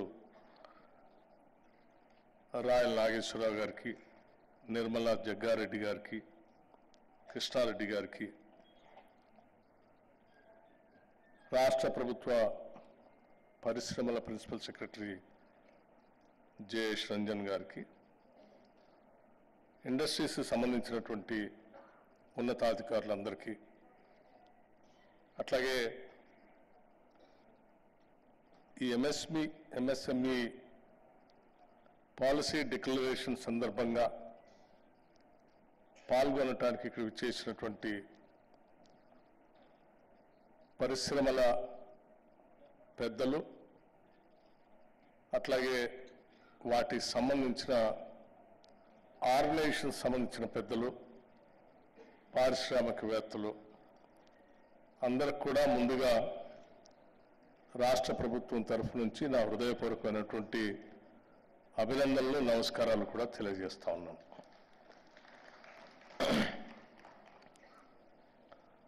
ఇప్పుడే గౌరవ మంత్రివర్యులు, పరిశ్రమల మంత్రివర్యులు, ఐటీ మంత్రి గారు కూడా రాష్ట్రానికి సంబంధించినటువంటి ఈ ఎంఎస్ఎంఈ పాలసీని దేశంలో మిగతా రాష్ట్రాల కంటే కూడా భిన్నంగా ఈ సూక్ష్మ, చిన్న మరియు మధ్య తరహా పరిశ్రమల అభివృద్ధి కోసం తీసుకోవాల్సిన అన్ని చర్యల్ని అందులో పొందుపరిచి ఒక అద్భుతమైనటువంటి పాలసీని రాష్ట్ర అభివృద్ధికి, అట్లాగే ఈ చిన్న సూక్ష్మ పరిశ్రమలపై ఆధారపడి ఉన్నటువంటి పారిశ్రామికవేత్తలకి, అందులో పనిచేసే వాళ్ళందరికీ కూడా ప్రోత్సహించడానికి కావలసిన అన్ని అంశాలని అందులో పొందుపరిచి వారు ప్రకటించినందుకు రాష్ట్ర ప్రభుత్వం తరఫున వారికి ప్రత్యేకంగా ధన్యవాదాలు తెలియజేస్తా ఉన్నాను. మొట్టమొదటిసారిగా రాష్ట్ర విభజన జరిగిన తర్వాతే కాదు, అంతకుముందు కూడా పరిశ్రమలకు సంబంధించినటువంటి పాలసీ మాత్రమే ఉండేది తప్ప ఎంఎస్ఎంఈ పాలసీ అనేది ఇంతవరకు లేదు ఎప్పుడు. అటువంటి పరిస్థితుల్లో ఈ దేశంలో దేశ జీడిపికి కానీ రాష్ట్ర జీడిపికి కానీ పెద్ద ఎత్తున ఉపయోగపడేటువంటి ఎంఎస్ఎంఈల్ని మనం రక్షించుకుంటేనే ఈ దేశ ఆర్థిక పరిస్థితి బాగా ఉంటుంది. ఈ దేశ జనాభాలో అత్యధిక శాతానికి ఉద్యోగ అవకాశాలు దొరకబడతాయి. పెద్ద ఎత్తున ఉపాధి ఉద్యోగ అవకాశాలు కల్పించడానికి పనికొచ్చేటువంటి ఈ పరిశ్రమల పైన దృష్టి సారించాలని మా నాయకుడు శ్రీ రాహుల్ గాంధీ గారు ప్రత్యేకంగా గత కొన్ని సంవత్సరాల క్రితం ఇదే హైదరాబాదు నగరంలో తాజ్ కృష్ణాలో ఒక ప్రత్యేకమైనటువంటి సమావేశాన్ని ఏర్పాటు చేసి ఎంఎస్ఎంఈకి సంబంధించినటువంటి పరిశ్రమల పెద్దలందరినీ కూడా పిలిచి వారితో మాట్లాడటమే కాకుండా ఈ దేశానికి కూడా ఒక పిలుపిచ్చారు వారు. దీనిపైనే ప్రభుత్వాలు దృష్టి సారించి ముందుకు పోతేనే దేశ ఆర్థిక వ్యవస్థ బాగుపడుతుందని, ఇంక్లూజివ్ గ్రోత్ కూడా తీసుకొని రావడానికి ఉపయోగపడుతుందని చెప్పిన ఆ పాలసీని మా రాష్ట్ర ముఖ్యమంత్రి శ్రీ రేవంత్ రెడ్డి గారు ప్రత్యేకంగా దృష్టి సారించి పరిశ్రమల శాఖ మంత్రి గారితో మాట్లాడి మన విధానం ఇది అని చెప్పే విధంగా ఒక గొప్ప పాలసీని తీసుకొని రావాలని చెప్పి దృష్టి సారించి ఈరోజు రాష్ట్ర ప్రభుత్వం తరఫున ఈ పాలసీని రాష్ట్ర ప్రభుత్వం ఈరోజు ప్రకటించింది. ఈ ప్రభుత్వం యొక్క దృష్టి ఎంఎస్ఎంఈల పైన ఎంత బాగా ఉంది అని చెప్పడానికి ఇంతకంటే ఉదాహరణ ఏమీ లేదని నేను భావిస్తూ ఉన్నాను. నేను ఈ మధ్యకాలం మా ప్రభుత్వం ఏర్పడిన దగ్గర నుంచి నేను ప్రత్యేకంగా దృష్టి సారిస్తూ ఉన్నాను కూడా. మా ముఖ్యమంత్రి గారు రేవంత్ రెడ్డి గారు, పరిశ్రమల శాఖ మంత్రి గారు, పరిశ్రమలకు సంబంధించిన ఇతర ఉన్నతాధికారులు వెంటబెట్టుకొని వారు దావోస్ వెళ్ళారు. ఆ తర్వాత అమెరికా వెళ్ళారు. ఆ తర్వాత కొరియా కూడా వెళ్ళారు. దావోస్ వెళ్ళినప్పుడేమో దాదాపు ఒక 45 నుంచి 50 వేల కోట్ల దాకా పెద్ద పెద్ద పరిశ్రమలు ఈ రాష్ట్రంలో పెట్టడానికి కావాల్సిన ఎంఓయూలు చేసుకొని వచ్చారు. అమెరికా వెళ్ళి కొరియా వెళ్ళి దాదాపు ఒక 36 వేల కోట్ల రూపాయలకు సంబంధించిన ఎంఓయూలు చేసుకొని వచ్చారు. ఇంత భారీ పరిశ్రమల్ని మల్టీనేషనల్ కంపెనీస్ అన్నిటిని కూడా ఇక్కడికి ఆహ్వానిస్తూ ఇక్కడ ఉన్నటువంటి పరిస్థితులన్నింటినీ కూడా వాటికి అనుకూలంగా ఉన్నాయని చెప్పి వారికి కావాల్సినటువంటి వసతులని కూడా ఏర్పాటు చేస్తామని చెప్పి అన్ని వేల కోట్ల రూపాయలతో ఇక్కడ మల్టీనేషనల్ కంపెనీస్ తీసుకొని వస్తూ ఉన్నారు. మరి ఎంఎస్ఎంఈల సంగతి ఏంటి అని నేను ఆలోచన చేస్తూ ఉన్నాను.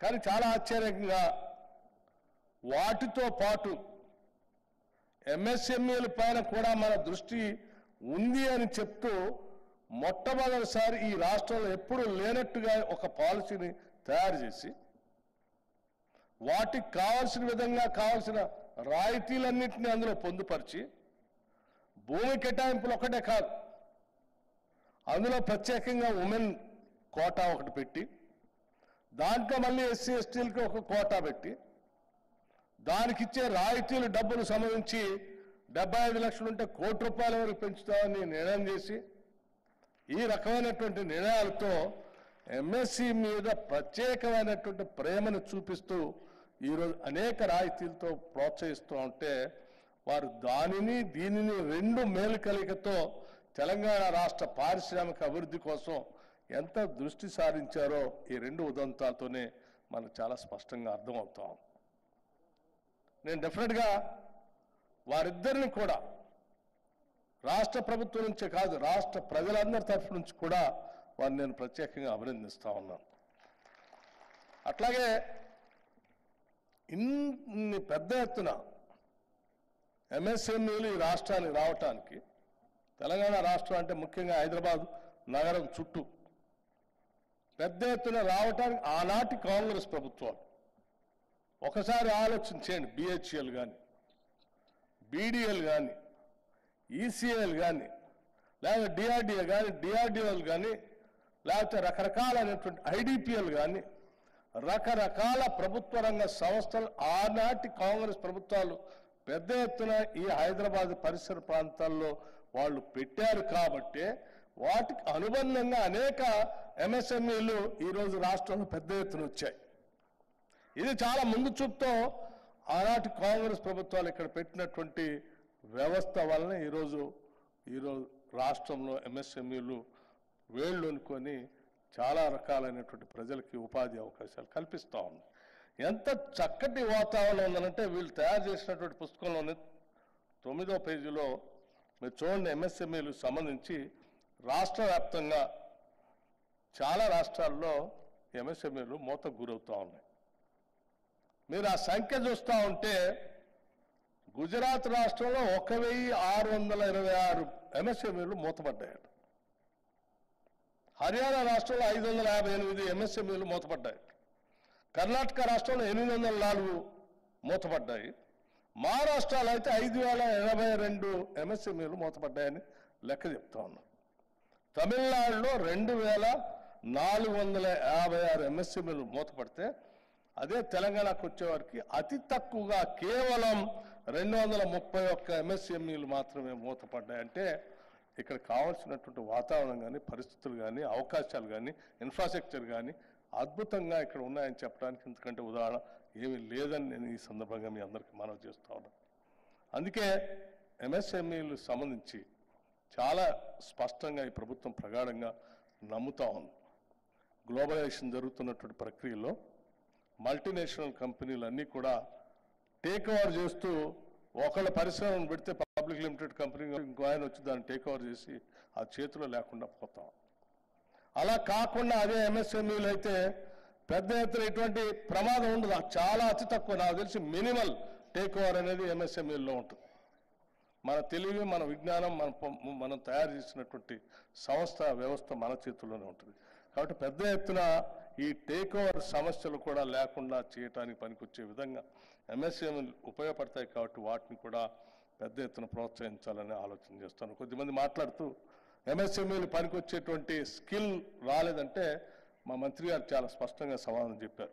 స్కిల్ యూనివర్సిటీ కానీ, ఐటీఐ యూనివర్సిటీలు కానీ ముఖ్యమంత్రి గారు వారు కలిసి కూర్చొని ఈ వ్యవస్థకి, ఈ పరిశ్రమకి కావలసినట్టు స్కిల్స్ సంబంధించినటువంటి విద్యార్థుల్ని, అంటే మానవ వనరులు అందించడానికి కావాల్సిన విధంగా ఈ ప్రభుత్వం అధికారంలోకి వచ్చిన మరుక్షణమే తీసుకున్నటువంటి ఒక గొప్ప నిర్ణయం young India skill university and ITI advance centres అని కూడా నేను చెప్తా ఉన్నాను.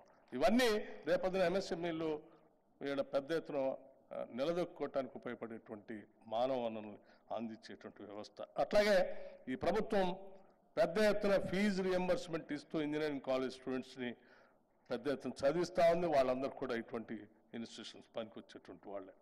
అట్లాగే ఈ ప్రభుత్వం మహిళలకి, దళితులకి, అట్లాగే వెనకబడినటువంటి వర్గాల వారికి ఇంక్లూజివ్ ఆర్థిక వ్యవస్థలో భాగస్వాములు చేయడానికి, ఆర్థిక వనరులు అందరికీ సమానంగా అందుబాటులోకి వచ్చి ఈక్వల్ ఆపర్చునిటీస్ వచ్చేటట్టుగా చేసేటువంటి ప్రక్రియ కూడా నాంది పలికి ఒక సోషల్ జస్టిస్ కూడా ఇందులో స్పష్టంగా పునాదులు వేసి ముందుకు తీసుకొని పోతుంది కాంగ్రెస్ ప్రభుత్వం. ఎంత కమిటెడ్గా ఈ వెనుకబడినటువంటి వర్గాలకు కూడా ఆర్థిక వనరులకు కూడా భాగస్వాములు చేయాలనేటువంటి ఆలోచన ఎంత స్పష్టంగా ఉందని చెప్పడానికి ఈనాటి ఈ పాలసీ చాలా స్పష్టంగా ఉపయోగపడుతుందని మీ అందరికీ మనవి చేస్తూ, మా పరిశ్రమల శాఖ మంత్రి గారు శ్రీధర్ బాబు గారు, అట్లాగే మా పరిశ్రమల ప్రిన్సిపల్ సెక్రటరీ గారు నిత్యం ఏదో ఒక కొత్త విధానాన్ని ఈ రాష్ట్రానికి పరిచయం చేయాలి. ఆర్టిఫిషియల్ ఇంటెలిజెన్స్ ఈ మధ్యనే పెద్ద ఎత్తున ప్రపంచం అంతా తిరిగి వచ్చి ఇక్కడ పెద్ద సమ్మిట్ చేశారు. అంటే టాలెంట్ హంట్ పోటీ పడతా ఉన్నారు ఇద్దరు. పెద్ద ఎత్తున టాలెంట్ హంట్ తీసుకొని వచ్చి రాష్ట్రానికి ఈ కావాల్సిన ఆర్థిక పరమైనటువంటి వ్యవస్థలను ఏర్పాటు చేయడం కోసం అందించేటువంటి ప్రక్రియలో చాలా ముందుండి ముందుకు పోతా ఉన్నారు. నేను మీ అందరికి కూడా అభినందనలోను కృతజ్ఞతలు కూడా తెలియజేస్తా ఉన్నాను. ఇటువంటి మంచి ఇండస్ట్రీస్ మంత్రి గారిని ఈ రాష్ట్రానికి అందించినటువంటి కాంగ్రెస్ పార్టీకి, ముఖ్యమంత్రి గారికి కూడా అభినందనలు తెలియజేస్తూ భవిష్యత్తులో వారు కొన్ని అంశాలు ఇక్కడ తీసుకొచ్చేటప్పుడు ముఖ్యంగా ముఖ్యమంత్రి గారు ఇంటికి పిలిపించారు నన్ను ఈరోజు వచ్చేటప్పుడు. ఒక అరగంట నుంచి గంట కూర్చోబెట్టి ఇద్దరు, ముఖ్యమంత్రి గారు మంత్రి గారు ఇద్దరు కూర్చోబెట్టి తీసుకోవాల్సినటువంటి బోధన అంతా చేశారు. ఏమని, ఈ రాష్ట్రంలో పరిశ్రమలను ప్రోత్సహించాలి, మనం పెద్ద ఎత్తున ముందు నడిపించాల్సిందే. వాళ్ళంతా వెల్త్ క్రియేటర్సు, వాళ్ళంతా వెల్త్ క్రియేట్ చేస్తే, సంపద సృష్టిస్తేనే ఆ సంపదతో మనం అనేక సంక్షేమ కార్యక్రమాలు కూడా చేయొచ్చు. కాబట్టి ఆ పారిశ్రామిక రంగానికి మనం ప్రకటించేటువంటి రాయితీలకు సంబంధించిన సబ్సిడీ అమౌంట్ని తప్పనిసరిగా వారికి అందించాల్సిందే అని చెప్పి వారు నన్ను కూర్చోబెట్టి, నేను అన్నాను, ఇదేంటి మనం వచ్చిన తర్వాత అనౌన్స్ చేసింది ఏం లేదు, అనౌన్స్ చేసినటువంటి వాటి చేయడానికంటే నాకేం ఇబ్బంది ఏం లేదు, చేయొచ్చు మనం. సరే అని లెక్కలు తీస్తే గత ప్రభుత్వాలు ప్రకటించి అనౌన్స్ చేసి గొప్పలు చెప్పుకొని రూపాయి కూడా రిలీజ్ చేయకుండా వెళ్ళిపోయారు. అదంతా ఇప్పుడు మనం చేయమని వీరిద్దరు నన్ను కూర్చోబెట్టి గంట సేపు తీసుకొచ్చారు, బలవంతం పట్టుకొని వచ్చి చెప్పి వారు మరీ చెప్తా ఉన్నారు, తప్పదు చేయాల్సిందే అని చెప్తూ ఒక కాగితం కూడా ఇచ్చారు వారు, ప్రింట్ చేసి ముఖ్యమంత్రి గారు మంత్రి గారు. దాంట్లో ఏం చెప్తా ఉన్నారు, 2020-21 వరకు కనీసం జనరల్ ఇండస్ట్రీస్ సంబంధించి 1095 కోట్లు, ఎస్సీ ఎంటర్ప్రైజెస్ సంబంధించి దాదాపు 300 కోట్లు, అట్లాగే టీఎస్పీకి సంబంధించి 250 కోట్లు, దాదాపు ఇవన్నీ కలిపి 2000 కోట్ల దాకా పైబడి ఉంటుంది. వీటన్నిటినీ తప్పనిసరిగా చేయాల్సిందే అని చెప్పి బలవంతంగా వారు కావాల్సినటువంటి అన్నీ చెప్పి నన్ను బలవంతంగా తీసుకొచ్చారు. సో ఫైనల్గా ఎంఎస్ఎంఈ అట్లాగే పారిశ్రామికవేత్తలందరికీ అభినందనలు. ఏంటంటే అదే మంత్రి గారు మాట్లాడుతూ కూడా మీ అందరికీ చెప్పారు, ముఖ్యమంత్రి గారు ఒక నిర్ణయం తీసుకున్నారు, విధానపరమైన నిర్ణయం.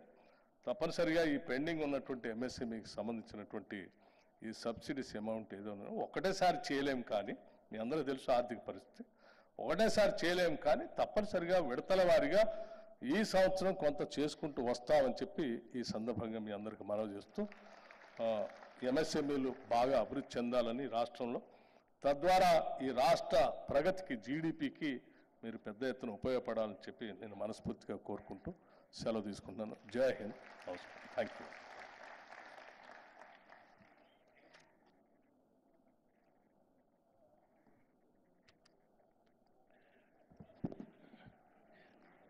ధన్యవాదాలు సార్. రాష్ట్ర అభివృద్ధికి నిరంతరం కృషి చేస్తున్న మన గౌరవ ముఖ్యమంత్రి గారు, వారికి రాష్ట్ర పారిశ్రామిక రంగంతో పాటు గ్రామీణ ఆర్థిక వ్యవస్థ, సూక్ష్మ, చిన్న మరియు మధ్య తరహా పరిశ్రమల వాటి పనితీరుపై పూర్తి అవగాహన ఉంది. సార్, మీ ఆలోచనలకు అనుగుణంగానే ఎంఎస్ఎంఈ పాలసీ తీసుకురావడం జరిగింది. ఇప్పుడు మన ప్రియతమ ముఖ్యమంత్రి శ్రీ యనుమల రేవంత్ రెడ్డి గారు వారి ఆలోచనలు మనతో పంచుకుంటారు, వారు సూచనలు కూడా ఇస్తారు. సార్, మీరు చెప్పినట్టుగా పాలసీ లాంచ్ తర్వాత నుంచి మేము ఇమ్మీడియట్గా మీ ఆలోచనలకు అనుగుణంగా పనిచేయడం ప్రారంభిస్తామని మీకు ప్రామిస్ చేస్తున్నాం సార్.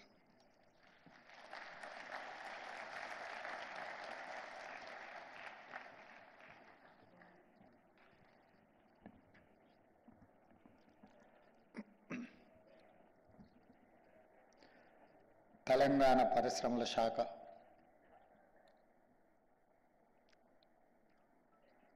శాఖ మేనేజింగ్ డైరెక్టర్ గుర్రం మల్సూర్ గారు, IT and industries special chief secretary Jayesh Ranjan గారు ఏర్పాటు చేసిన సూక్ష్మ, చిన్న మరియు మధ్య తరహా పారిశ్రామిక విధానం 2024 కార్యక్రమానికి నాతో పాటు ముఖ్య అతిథులుగా విచ్చేసిన తెలంగాణ రాష్ట్ర ఉప ముఖ్యమంత్రి వర్యులు, ఆర్థిక శాఖ మంత్రివర్యులు బట్టి విక్రమార్క గారు, అదేవిధంగా IT and industries minister Duddilla Sridhar Babu గారు, పిఏసి చైర్పర్సన్ స్థానిక శాసనసభ్యులు అరికపూడి గాంధీ గారు,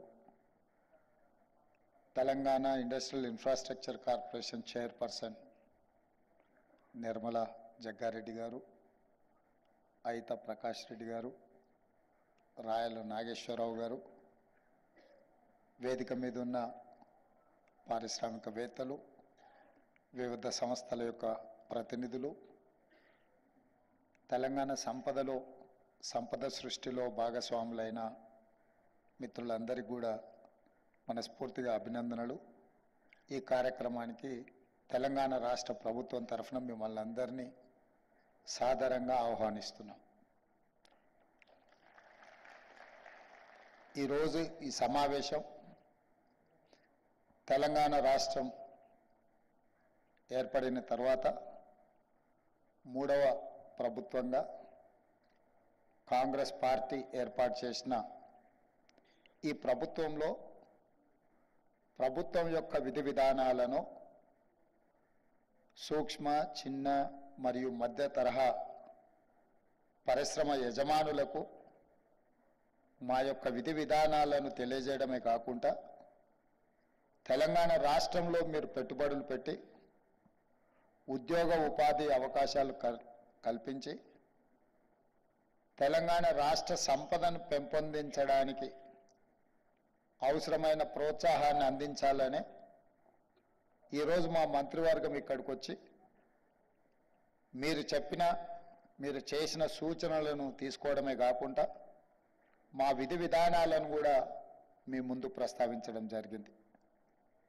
ప్రధానంగా మీకు అందరికీ తెలుసు, ఈ దేశం పివి నరసింహారావు గారు ప్రధానమంత్రి కాకంటే ముందు క్లోజ్డ్ ఎకానమీ, దేశం యొక్క ఆర్థిక పరిస్థితి దెబ్బతింటున్న సందర్భంలో దేశ ప్రధానమంత్రిగా పివి నరసింహారావు గారు బాధ్యతలు చేపట్టిన తర్వాత ఓపెన్ ఎకానమీకి వారు పునాదులు వేయడం జరిగింది. అప్పటి వరకు ఇండియన్ ఎకానమీ క్లోజ్డ్ ఎకానమీగా ఉన్నప్పుడు అంతర్జాతీయ స్థాయి పెట్టుబడులు కానీ వేగంగా పరిశ్రమల విధానం కానీ రాలేదు. స్వతంత్రం వచ్చిన తర్వాత ఎడ్యుకేషన్ రెవల్యూషన్, అగ్రికల్చర్ రెవల్యూషన్ వచ్చింది, కానీ ఇండస్ట్రియల్ రెవల్యూషన్ని మనం సరైన విధంగా అందిపుచ్చుకోకపోవడం వల్ల పరిశ్రమలను ఏర్పాటు చేయడంలో మన దేశం కొంత వెనుకబడ్డది.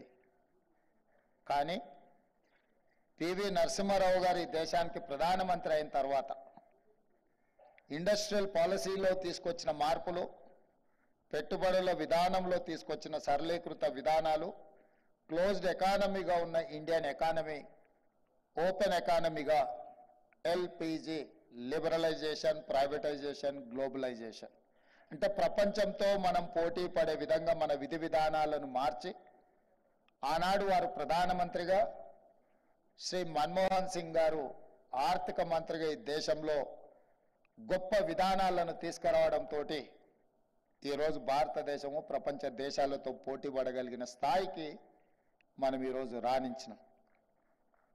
ఆ పివి నరసింహారావు గారు మంతని శాసనసభ నియోజకవర్గం నుంచి వారు శాసనసభ్యులుగా పనిచేసి తెలంగాణ రాష్ట్రానికి ముఖ్యమంత్రిగా ప్రాతినిధ్యం వహించారు. వారి తర్వాత మళ్ళీ ఈనాడు అదే మంతని శాసనసభ నియోజకవర్గం నుంచి మిత్రుడు దుద్దిల్ల శ్రీధర్ బాబు గారు ప్రాతినిధ్యం వహిస్తూ ఈరోజు తెలంగాణ పారిశ్రామిక విధానాలను దళితులకు, గిరిజనులకు, మహిళలకు అందుబాటులోకి తీసుకొచ్చి వాళ్ళకు ఇన్సెంటివ్స్ ఇవ్వడమే కాకుండా వాళ్ళను ప్రోత్సహించాలి, సూక్ష్మ, చిన్న మరియు మధ్య తరహా పరిశ్రమలను తెలంగాణ రాష్ట్రంలో నెలకొల్పడానికి అవసరమైన వాతావరణాన్ని సృష్టించాలి అని చెప్పి వారింత గొప్ప కార్యక్రమాన్ని తీసుకున్నారు. వారిని మనస్ఫూర్తిగా నేను అభినందిస్తున్నా. ఏ రాష్ట్రమైనా, ఏ ప్రభుత్వమైనా పాలసీ డాక్యుమెంట్ లేకుండా ఆ రాష్ట్రం అభివృద్ధి సాధిస్తుంది అని చెప్పి నేను అనుకోవడం లేదు. అందుకే వారు మొదటి సంవత్సరంలోనే విదేశాలలో తెలంగాణ యొక్క విధి విధానాలను వివరించి పారిశ్రామికవేత్తలను ఆకర్షించడమే కాకుండా మన రాష్ట్రంలో ఉన్న సూక్ష్మ, చిన్న, మధ్య తరహా పరిశ్రమలను కూడా ప్రోత్సహించడానికి ఈరోజు ఒక పాలసీ డాక్యుమెంట్ తీసుకొచ్చి మీ ముందు పెట్టి మీ అందరికీ రాష్ట్ర ప్రభుత్వం అండగా నిలబడుతుంది.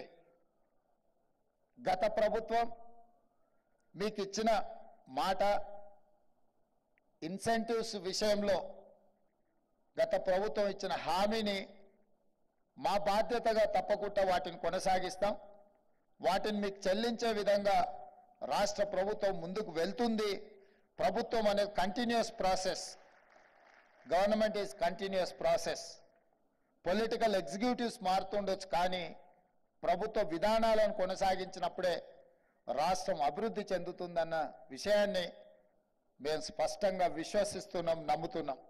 దానికి ఉదాహరణనే 94 నుంచి 2004 వరకు నాటి తెలుగుదేశం పార్టీ తీసుకొచ్చిన చంద్రబాబు నాయుడు గారు చేపట్టిన ఐటీ రెవల్యూషన్ని డాక్టర్ వైఎస్ రాజశేఖర రెడ్డి గారు వచ్చిన తర్వాత అంతకంటే వేగంగా ముందుకు తీసుకెళ్ళిండు. కాబట్టి ఇవాళ ఈ ప్రాంతంలో శిల్పారామం వచ్చింది, ఆ పక్కన హైటెక్ సిటీ వచ్చింది, ఈ ప్రాంతంలో వందల వేలాది ఐటీ కంపెనీలు వచ్చినాయి, ఔటర్ రింగ్ రోడ్ వచ్చింది, అంతర్జాతీయ ఎయిర్పోర్ట్ వచ్చింది. దీన్నే కాదు 1960 దశకంలో ఆనాటి కాంగ్రెస్ ప్రభుత్వం పండిత్ జవహర్లాల్ నెహ్రూ గారు, శ్రీమతి ఇందిరాగాంధీ గారు ఏర్పాటు చేసిన ఐడిపిఎల్ వల్లనే ఈరోజు దేశంలోనే, ప్రపంచంలోనే ఫార్మా కంపెనీలో, ఫార్మా ఇండస్ట్రీస్లో మనం అగ్రభాగాన నిలబడ్డాం. మన కోవిడ్ వచ్చి ప్రపంచాన్ని వణికించినప్పుడు 4 వ్యాక్సిన్లు ఈ దేశంలో కోవిడ్ వ్యాక్సిన్స్ తయారైతే 3 వ్యాక్సిన్స్ హైదరాబాదు, తెలంగాణ రాష్ట్రం నుంచే ఉత్పత్తి చేసినాము. ఈ దేశంలో బల్క్ డ్రగ్స్ ప్రొడక్షన్లో తెలంగాణ రాష్ట్రం 35% స్టేక్ హోల్డర్. అంటే 1960s ఐడిపిఎల్ని ఏర్పాటు చేయడం, ఐడిపిఎల్లో పనిచేసిన ఉద్యోగులు, రీసెర్చ్ స్కాలర్స్ వాళ్ళందరూ ఏర్పాటు చేసిన ఫార్మా కంపెనీలే ఈరోజు ఈ స్థాయిలో తెలంగాణ రాష్ట్రం రావడానికి ఉపయోగపడ్డది.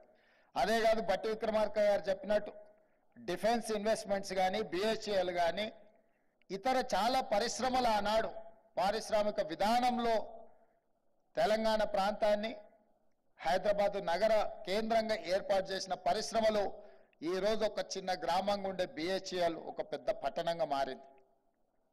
ఈరోజు మాదాపూర్, కొండాపూర్ అనేది ఒక చిన్న గ్రామాలు, కానీ విత్ ఇన్ నో టైం ప్రపంచానికి ఒక డెస్టినీగా ఏదైనా ఇన్వెస్ట్మెంట్, ఏదైనా ఐటీ పరిశ్రమ చూడాలి అంటే, ఈ ప్రాంతంకి రావాలి అంటే 95 to 2004 మధ్యలో జరిగిన ఏదైతే రిఫార్మ్స్ తీసుకొచ్చి ఈ ప్రాంతానికి ప్రాధాన్యత కల్పించిండ్రో అది ఈరోజు అత్యంత వేగంగా అభివృద్ధి చెందడం జరిగింది. ఇలాంటి విధానాలు ఆనాడు రాజకీయాలకు అతీతంగా కాంగ్రెస్ పార్టీ తీసుకొచ్చింది, కాంగ్రెస్ పార్టీ కొనసాగించింది. అందుకే ఈరోజు తెలంగాణ రాష్ట్రం అగ్రభాగాన ఐటీలో కానీ, ఫార్మా రంగంలో కానీ ఈరోజు మనం రాణించగలుగుతున్నాం. పరిపాలనలో అనుభవం ఉన్న మేము, కాంగ్రెస్ పార్టీ పరిపాలన విషయంలో ప్రభుత్వ విధానాలు, పరిశ్రమల ఏర్పాటు విధానంలో మాకు ఎలాంటి బేసిజాలు లేవు. మంచి పనులు ఎవరు చేసినా వాటిని కొనసాగిస్తాం. మంచి పనులు కొనసాగించడానికి కొంత కష్టమైన ఆ కష్టాలకు నిలబడి ఆ విధానాలని ముందుకు తీసుకువెళ్తాం.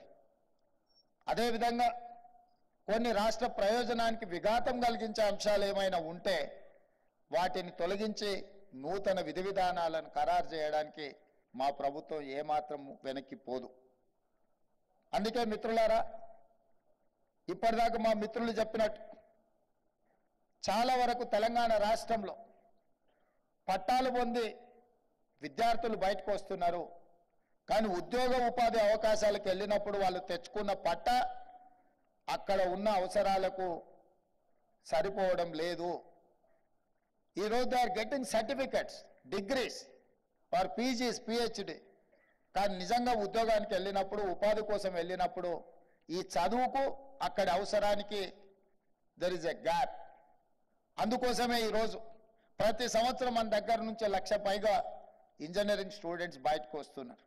అందరికీ ఉద్యోగాలు దొరకడం లేదు, అందులో కొందరికి మాత్రమే దొరుకుతున్నాయి.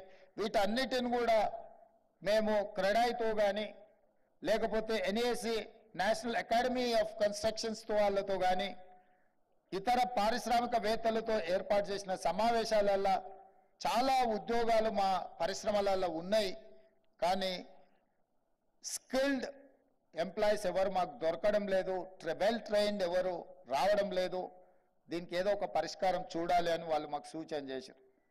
వారి సూచనల్ని ఆలోచన చేసి టాటా ఇండస్ట్రీస్ వాళ్ళతో మాట్లాడి మనం ఒకప్పుడు ఇండస్ట్రియల్ ట్రైనింగ్ ఇన్స్టిట్యూట్గా పెట్టుకున్నవి ఈ తెలంగాణ రాష్ట్రంలో 65 ఉన్నాయి. కానీ అక్కడ 40 సంవత్సరాల క్రితం నిర్ణయించిన సిలబస్ను వాళ్ళకు బోధించడం వల్ల వాళ్ళు సర్టిఫికెట్ తీసుకొని బయటకు వస్తే వాళ్ళకి ఇక్కడ ఉండే ఉద్యోగానికి వాళ్ళకు ఉన్న సర్టిఫికెట్కి అసలు సంబంధం లేకుండా పోతుంది. అందుకే టాటా ఇన్స్టిట్యూట్తో మాట్లాడి వాటిని అప్గ్రేడ్ చేయడానికి ఐటీఐలను కాస్త అడ్వాన్స్డ్ టెక్నాలజీ సెంటర్స్గా అక్కడ సాంకేతిక నైపుణ్యాన్ని అభివృద్ధి చేసి సిలబస్ను మార్చి వాళ్ళకి అక్కడ ట్రైనింగ్ ఇచ్చి అక్కడి నుంచే వాళ్లకు పరిశ్రమలకు ఉద్యోగ ఉపాధి అవకాశాలు కల్పించడానికి కాంగ్రెస్ పార్టీ ప్రభుత్వాన్ని ఏర్పాటు చేసిన మరుక్షణం టాటా యాజమాన్యంతో మాట్లాడి 2,400 కోట్ల రూపాయలతో వాటిని ఆధునీకరించే పనిలో మా ప్రభుత్వం నిమగ్నమైంది. 2,400 కోట్లల్లో ప్రభుత్వం నిధులు పెట్టిందని మీరు అనుకుంటే పొరపాటు.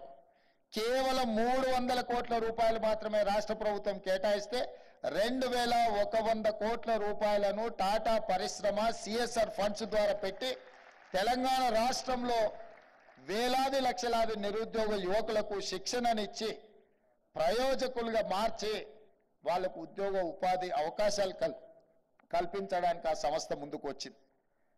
ఇది డిప్లొమా లెవెల్ కోర్సెస్. కానీ డిగ్రీ లెవెల్లో కూడా అప్గ్రేడ్ చేయాల్సిన అవసరం ఉంది. స్కిల్ అప్గ్రేడేషన్ అనేది చాలా అవసరం అని గుర్తించి అందుకే ఇండియాలో ఉండే బెస్ట్ ఇన్స్టిట్యూట్స్ని అన్నిటినీ స్టడీ చేసినాం, యూనివర్సిటీని స్టడీ చేసినాం, మన దగ్గర ఉన్న ఐఎస్బిని స్టడీ చేసినాం, IIITని స్టడీ చేసినాం, ఒడిశాలో ఉన్న యూనివర్సిటీస్ని చూసినాం, ఢిల్లీలో ఉన్న యూనివర్సిటీస్ని చూసినాం. వీటన్నిటినీ స్టడీ చేసిన తర్వాత మహేంద్ర ఆటోమొబైల్ గ్రూప్స్ చైర్మన్ని మనం పర్సనల్గా తెలంగాణ రాష్ట్ర ముఖ్యమంత్రిగా రిక్వెస్ట్ చేసి వారిని ఆ యూనివర్సిటీకి చైర్పర్సన్గా ఉండేటట్టు ఒప్పించినాం. రేపు వారితోని తెలంగాణ రాష్ట్రంలో ఉన్న ఐటీ, ఫార్మా, అదర్ ఇండస్ట్రియలిస్టులతో అందరితో ఒక సమావేశాన్ని ఏర్పాటు చేసినాం.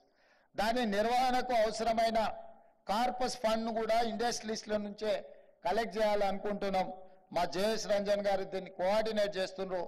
నాకు తెలిసి రేపు ఈవినింగ్ ఆనంద్ మహేంద్రతో ఏర్పాటు చేసిన ఈ పారిశ్రామికవేత్తలతో ఒక చిన్న గెట్ టుగెదర్ మినిమం 300 నుంచి 500 కోట్ల రూపాయల పరిశ్రమలు ఈ యూనివర్సిటీని నిర్వహించడానికి ఇవ్వడానికి ముందుకు వచ్చి ఒక కార్పస్ ఫండ్ క్రియేట్ చేసి బడ్జెట్ కన్స్ట్రెయిన్స్ లేకుండా, ఆర్థిక ఇబ్బందులు లేకుండా యూనివర్సిటీని నిర్వహించడమే కాకుండా గ్రామీణ ప్రాంతాలలో ఉన్న చదువుకున్న నిరుద్యోగ యువకులకు శిక్షణ ఇవ్వడం ద్వారా ఉద్యోగ ఉపాధి అవకాశాలు కల్పించడానికి ఈ ప్రభుత్వం విధి విధానాలను ఖరారు చేసింది.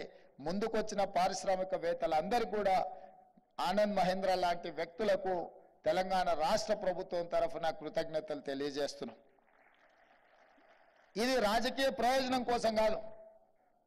ప్రతి సంవత్సరం 1,00,000 మంది ఇంజనీరింగ్ గ్రాడ్యుయేట్స్ బయటకు వస్తే చాలా మంది ఇంజనీరింగ్ చదువుకున్న ఉద్యోగం రావడం లేదంటూ ఉద్యోగాలు ఇప్పించమని వాళ్ళ తల్లిదండ్రులు మా దగ్గరకు వస్తారు. 15,000 20,000 కూడా 15,000 అయినా సరే సార్ మా పిల్లోడికి ఉద్యోగం ఇప్పించండి అంటారు. ఇంజనీరింగ్ గ్రాడ్యుయేట్ ఇంత తక్కువ శాలరీకి ఎందుకు పని చేస్తుండో? ఏదైనా కన్స్ట్రక్షన్ కంపెనీ సైడ్ కొంచెం ఫీల్డ్ ఎక్స్పీరియన్స్ ఉండి ప్రాక్టికల్గా అనుభవం ఉన్న వాళ్ళని చూస్తే 40,000 50,000 తక్కువ కాకుండా ఎవరు రావడం లేదు. అంటే ఎక్కడైతే సాంకేతిక నైపుణ్యం లోపించిందో వాళ్ళకు ఉద్యోగ అవకాశాలు రావడం లేదు. అందుకే వాళ్ళందరికీ కూడా స్కిల్ అప్గ్రేడ్ చేసి వాళ్ళకి శిక్షణ ఇవ్వడం ద్వారా పరిశ్రమలకు సాంకేతిక నైపుణ్యం ఉన్న నిరుద్యోగ యువకులను అందుబాటులోకి తీసుకొస్తే పరిశ్రమలు బలపడతాయి, పరిశ్రమలలో ఉత్పత్తి పెరుగుతుంది, తెలంగాణ రాష్ట్ర ఆర్థిక విధానము పెరుగుతుంది అని మా ప్రభుత్వం బలంగా విశ్వసించడం వల్ల ఈరోజు ఆ విధానాన్ని కూడా తీసుకొని ముందుకు వచ్చినాం. ఇదే కాకుండా ఈరోజు వ్యవసాయం దండగా కాదు, వ్యవసాయం పండుగ అని మా ప్రభుత్వం యొక్క ఆలోచన, మా విధానం. అందుకే రైతులకు ఉచిత విద్యుత్ ఇచ్చినాం, రైతులకు రుణమాఫీ చేసినాం, రైతులకు సబ్సిడీలో ఇత్తనాలు ఇచ్చినాం, రైతులకు సబ్సిడీలో ఎరువులు ఇచ్చినాం, రైతులకు సబ్సిడీలో వ్యవసాయ పనిముట్లను ఇచ్చినాం. అయినా రైతుల జీవితాలలో మార్పు రావడం లేదు, ఆర్థికంగా నిలదొక్కుకోవడం లేదు. ఈ రోజు కూడా రైతులు ఆత్మహత్యలు చేసుకునే పరిస్థితి ఉన్నది. దీన్ని నిశ్చితంగా గమనించాల్సిన అవసరం తెలంగాణ సమాజానికి ఉన్నది. నిన్నగాక మొన్న బట్టి విక్రమార్క గారి సహకారంతో 2 లక్షల రూపాయల వరకు రుణమాఫీని 18,000 కోట్ల రూపాయలను 27 రోజుల్లో రైతుల ఖాతాలో వేసి రైతులకు రుణ విముక్తులను కలిగించిన చర్యలు కూడా చేపట్టినాం. అయినా రైతుల కష్టాలు తీరడం లేదు.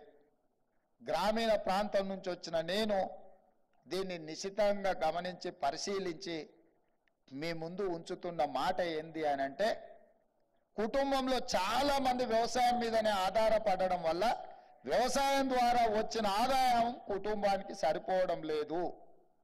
ఒక కుటుంబంలో 10 మంది ఉంటే 10లో 8 మంది వాళ్ళకున్న 5 ఎకరాల భూమి మీద వ్యవసాయం మీదనే ఆధారపడడం వల్ల 5 ఎకరాలలో పండించిన పంట కుటుంబంలో ఉండే 8 మందికి ఖర్చులకు, అవసరాలకు, ఆర్థిక ఎదుగుదలకు ఉపయోగపడడం లేదు. అందుకే ఈరోజు తెలంగాణ రైతాంగానికి నా సూచన, నా విజ్ఞప్తి, కుటుంబం వ్యవసాయం వదలొద్దు. Agriculture is our culture. ఈ అగ్రికల్చర్లో మన కుటుంబం అంతా కూరుకపోతే మనం అప్పుల్లోనే ఉంటాము.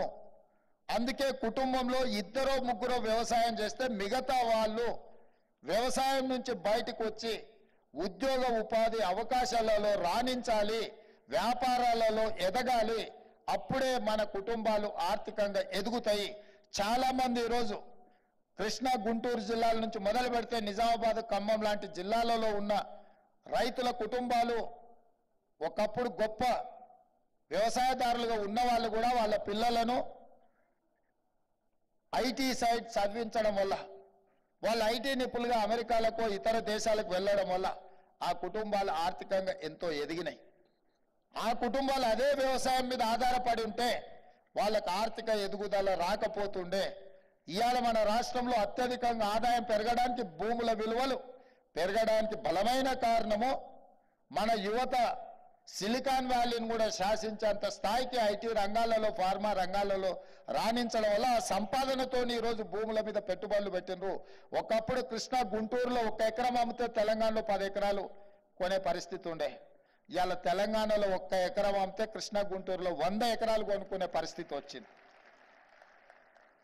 ఎందుకు అంటే మన కుటుంబాలల్లో చదువుకోవడం వల్ల, సాంకేతిక నిపుణులుగా రాణించడం వల్ల, ఆ కుటుంబాలు ఆర్థికంగా ఎదగడం వల్ల, ఆర్థికంగా సంపాదించిన సంపదను తిరిగి భూమి మీదనే పెట్టుబడి పెట్టడం వల్ల ఈరోజు మన భూముల విలువ బాగా పెరిగింది. ఈరోజు ప్రపంచంతోనే మనం పోటీ పడగలుగుతున్నాం. అందుకే వ్యవసాయం మీద ఆధారపడ్డ రైతులకు అందరికీ నా విజ్ఞప్తి ఒకటే, కుటుంబంలో కొద్దిమంది మాత్రమే వ్యవసాయం మీద ఆధారపడాలి. మిగతా వాళ్ళందరూ చదువుకోవాలి, రాణించాలి, సాంకేతిక నైపుణ్యం పెంపొందించుకోవాలి, పరిశ్రమలు నెలకొల్పాలి. అందులో ప్రధానంగా డిక్కీ నుంచి రవికుమార్ గారు మాట్లాడినారు, నర్ర రవికుమార్ గారు ఇంకో సోదరిమని మాట్లాడింది, మా దళితులకు ప్రోత్సాహకాలు ఇవ్వండి మేము రాణిస్తాము అని అన్నారు. తప్పకుండా దళిత పారిశ్రామికవేత్తలను రాణించే విధంగా ప్రభుత్వ విధి విధానాలు కొనసాగిస్తాం, అవసరమైన ఆర్థిక సహాయాన్ని అందిస్తాం, మీరు పరిశ్రమలు నెలకొల్పడానికి అవసరమైన భూ కేటాయింపులు చేస్తాం. ఏ పరిశ్రమ పెట్టాలన్నా రాష్ట్రానికి పాలసీ ఉండాలి, ఆ పాలసీలో సబ్సిడీలో భూములు కేటాయించగలగాలి, సాంకేతిక నైపుణ్యాన్ని అందించగలగాలి, నిరంతర విద్యుత్తును సరఫరా చేయగలగాలి. సాంకేతిక నైపుణ్యం ఉన్న వాళ్లకు ఎంప్లాయీస్ని మనం ప్రొవైడ్ చేయగలిగినప్పుడు తప్పకుండా చైనాతో పోటీపడి చైనా కంటే కూడా గొప్పగా రాణించగలం. ఇలా కోవిడ్ తర్వాత ప్రపంచంలో వచ్చిన ఆలోచన విధానంలో మార్పులు చైనా +1 కంట్రీ అనే విధంగా, ఎందుకంటే సౌత్ కొరియా నుంచి మొదలెడితే యుఎస్ వరకు గతంలో వాళ్ళు ఇండస్ట్రియల్ రెవల్యూషన్ వచ్చిన చైనా మీదనే ఉత్పత్తులకు ఆధారపడేది. కానీ కోవిడ్ తర్వాత వచ్చిన పరిణామాలు, మార్పులు, అనుమానాలు చైనా కాకుండా ఇతర దేశాలలో కూడా పరిశ్రమలు నెలకొల్పాలి, ఆ పరిశ్రమల దగ్గర మా ఉత్పత్తులు, మాకు అవసరమైన ఉత్పత్తి అక్కడ జరగాలి అని ఈరోజు ఇతర దేశాలు ఆలోచన చేస్తున్నాయి.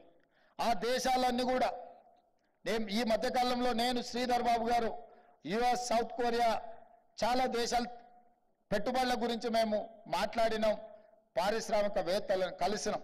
వాళ్ళ ఆలోచన ఒక్కటే, చైనాకు ప్రత్యామ్నాయంగా ఉన్న దేశంలో పెట్టుబడులు పెట్టాలి అని అనుకుంటున్నారు.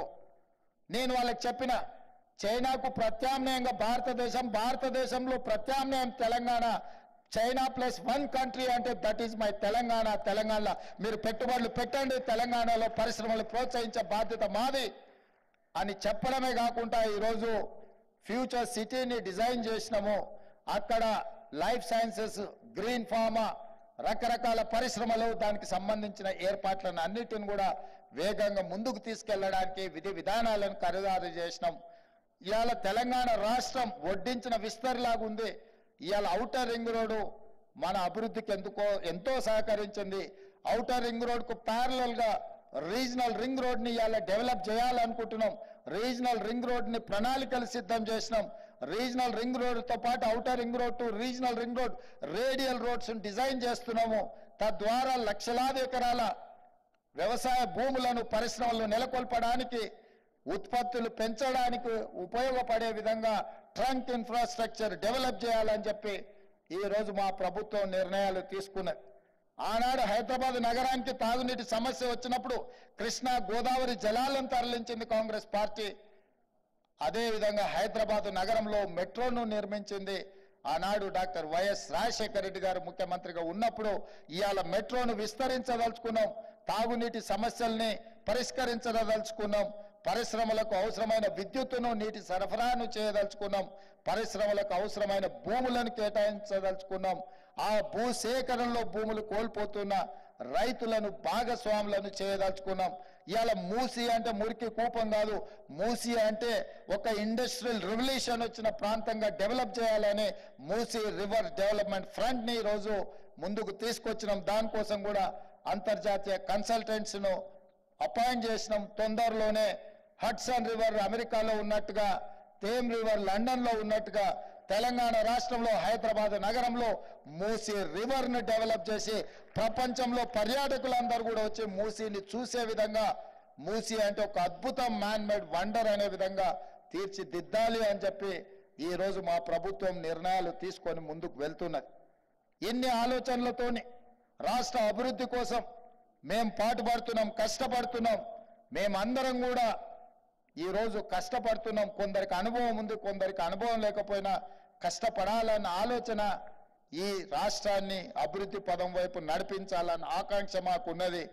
మీరందరూ పెట్టుబడులు పెట్టండి, మీకు అవసరమైన అన్ని సహకారాలు మా ప్రభుత్వం అందిస్తుంది. ఈ ప్రభుత్వం ప్రజాపాలనను అందిస్తుంది, ప్రజలకు అందుబాటులో ఉంటుంది. ఎప్పుడు ఎవరైనా ఈ ప్రభుత్వాన్ని కలవచ్చు. ఈ ప్రభుత్వం గడీల మధ్యన లేదు, ఈ ప్రభుత్వం ప్రజల మధ్యన ఉంది. ఈ ప్రభుత్వ కార్యాలయాల దర్వాజాలు బార్లా తెరిచి ఉన్నాయి. ఎప్పుడైనా మీరు రావచ్చు, మీరు చెప్పొచ్చు. మీరు చేసే విలువైన సూచనల్ని మా ప్రభుత్వం తప్పకుండా పాటిస్తుంది.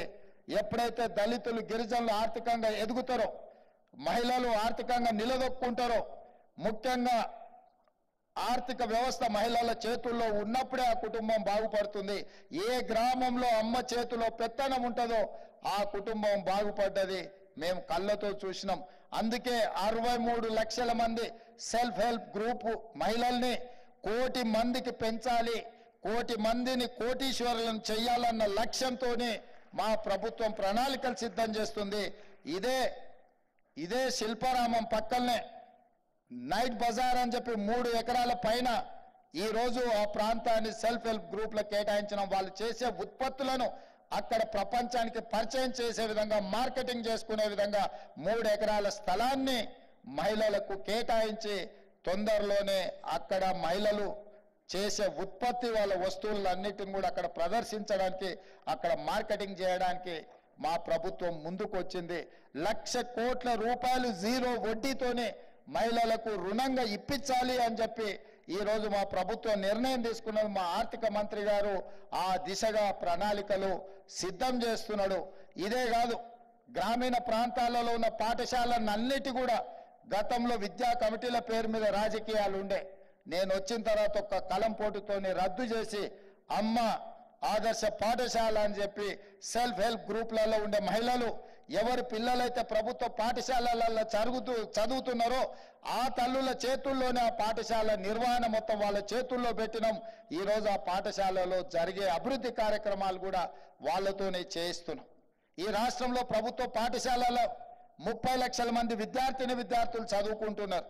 వాళ్ళకు ప్రభుత్వం 2 జతల బట్టలు ఇస్తే సగం అకాడమిక్ ఇయర్ అయిపోయినాక కూడా వాళ్ళకి చేరేటివి కాదు. గతంలో వేరే వాళ్ళకు అవి కుట్టడానికి ఇచ్చేది. అన్ని రద్దు చేసి ఈ మహిళా సంఘాలకే అప్పచెప్తే స్కూలు తెరిచిన మొదటి రోజే 30 లక్షల డ్రెస్సులు వాళ్ళకు మొదటి రోజే అందించి ఈ మహిళలు పారిశ్రామికవేత్తలుగా రాణించిండ్రు. అంతకుముందు ఒక డ్రెస్సు కుడితే 25 రూపాయలు ఉండే, దాన్ని 75 రూపాయలకు పెంచి ఆడబిడ్డలకు ఆర్థికంగా మనం నిలబడాలి అని మేము విధానాలలో మార్పు తీసుకొచ్చినాం. ఇవాళ గవర్నమెంట్ స్కూల్స్లో ఉచిత విద్యుత్తునిచ్చి కంప్యూటరీకరణ చేయడం ద్వారా, ఏఐ ద్వారా, టెక్నాలజీతో పిల్లలకు చదువులు నేర్పించాలి.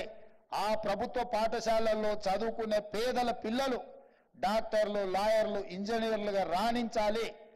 ఈ సమాజ నిర్మాణంలో వాళ్ళు భాగస్వాములు కావాలి, వాళ్ళు పారిశ్రామికవేత్తలుగా రాణించాలి అన్నదే మా ఆలోచన. వీటన్నిటిని మేము ముందుకు తీసుకెళ్ళాలి అంటే ఎంఎస్ఎంఈలు బలపడాలి. మీరు పెట్టే పరిశ్రమలు వాళ్ళకు ఉద్యోగ ఉపాధి అవకాశాలు కల్పించాలి. మీరు పెట్టే పరిశ్రమలకు ప్రభుత్వం అండగా నిలబడుతుంది. మీరందరూ కూడా కష్టపడండి. ఈ రాష్ట్ర నిర్మాణంలో, ఈ రాష్ట్ర ఆర్థిక ఎదుగుదలలో, ఈ రాష్ట్ర ఎకానమీని $1 ట్రిలియన్ కి తీసుకెళ్ళాలి అని అంటే ఈ పరిశ్రమలన్నీ కూడా రాణించాలి. ఈ పరిశ్రమలకు సంపూర్ణంగా మా ప్రభుత్వం సహకారం అందిస్తుంది. ఒక ఎంటర్‌ప్రెన్యూర్, అన్ని రకాలుగా అవగాహన ఉన్న వ్యక్తి ఈ శాఖకు మంత్రిగా ఉన్నారు. I'm happy for that. నాకంటే కూడా మా మంత్రి గారికి ఇందులో నైపుణ్యం ఉంది, అవగాహన ఉంది. వారు తీసుకొచ్చే ఏ ప్రతిపాదనైనా నేనైనా, మా ఆర్థిక మంత్రి గారు కొంచెం గట్టిగా కొలిసి మెజర్ చేసి మాత్రమే విడుదల చేస్తారు. ఇది ఖర్చు కాదు, ఇది పెట్టుబడి. ఈ పెట్టుబడి మరింత పెట్టుబడులను పెంచుతుంది. ఎంఎస్ఎంఈలకు ఇచ్చేది మనకి ఎక్స్పెండిచర్గా, దిస్ ఈజ్ అన్ ఇన్వెస్ట్మెంట్ చేయడం ద్వారా పరిశ్రమలు బలపడతాయి. ఆ బలపడ్డ పరిశ్రమలు మళ్ళీ మీకే పన్నులు కడతాయి. ఈరోజు 3 లక్షల కోట్ల ఉన్న మీ బడ్జెట్ తొందరలోనే మీ టెన్యూర్లోనే 7 లక్షల కోట్ల రూపాయలకు చేరుతుందని నేను బలంగా నమ్ముతున్నాను. 2028 లోపల తప్పకుండా మీరు 7 లక్షల కోట్ల రూపాయల బడ్జెట్ను ప్రవేశపెడతారని నేను సంపూర్ణంగా నమ్ముతున్నా. అందులో వీళ్ళందరి భాగస్వామ్యం ఉంటుందని చెప్పి నేను సంతోషంగా తెలియజేస్తూ మీ అందరి దగ్గర సెలవు తీసుకుంటున్న మిత్రులారా.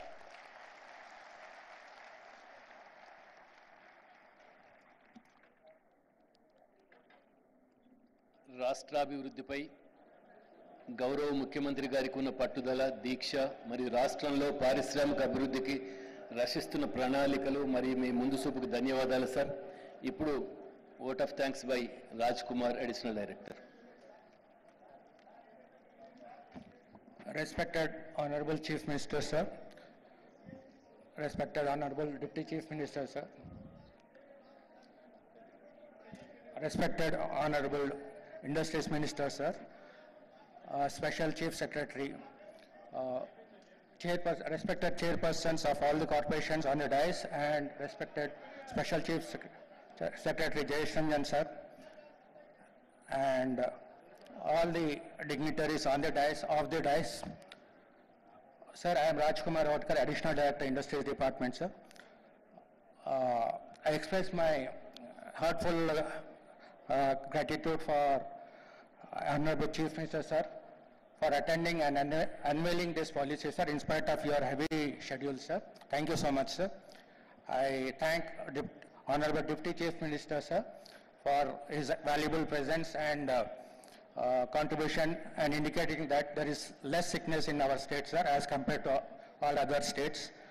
I thank our Industries Minister, sir, for putting so many efforts in bringing out this policy, sir, and this meticulous policy has come out with the deep contribution and direction meetings sir had with all the associations, sir.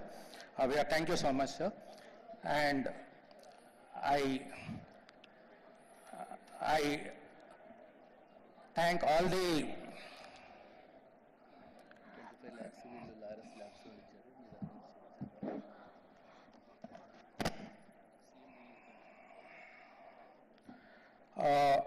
there is a CMRF relief fund of donation of 25 lakhs by Laurus Labs, and this is the relief fund being given towards the government, sir. Thank you to the Laurus Charitable Trust, sir. And our Special Chief Secretary, Jayesh Ranjan, sir, has guided us in framing this policy, sir. Thank you so much, sir. And I thank all the Special Chief Secretary, Vishnuvardhan, sir, Special Chief Secretary to Honorable CM, Sri Ajit Reddy, sir. I thank MD SFC, Madam, also available today, sir. And with these few words, I request all the dignitaries that there is a lunch. Lunch has been arranged for all the dignitaries as well as the participants. Please have the lunch and also collect the booklets which are kept at the reception counter while going from outside the stadium, sir. Thank you so much.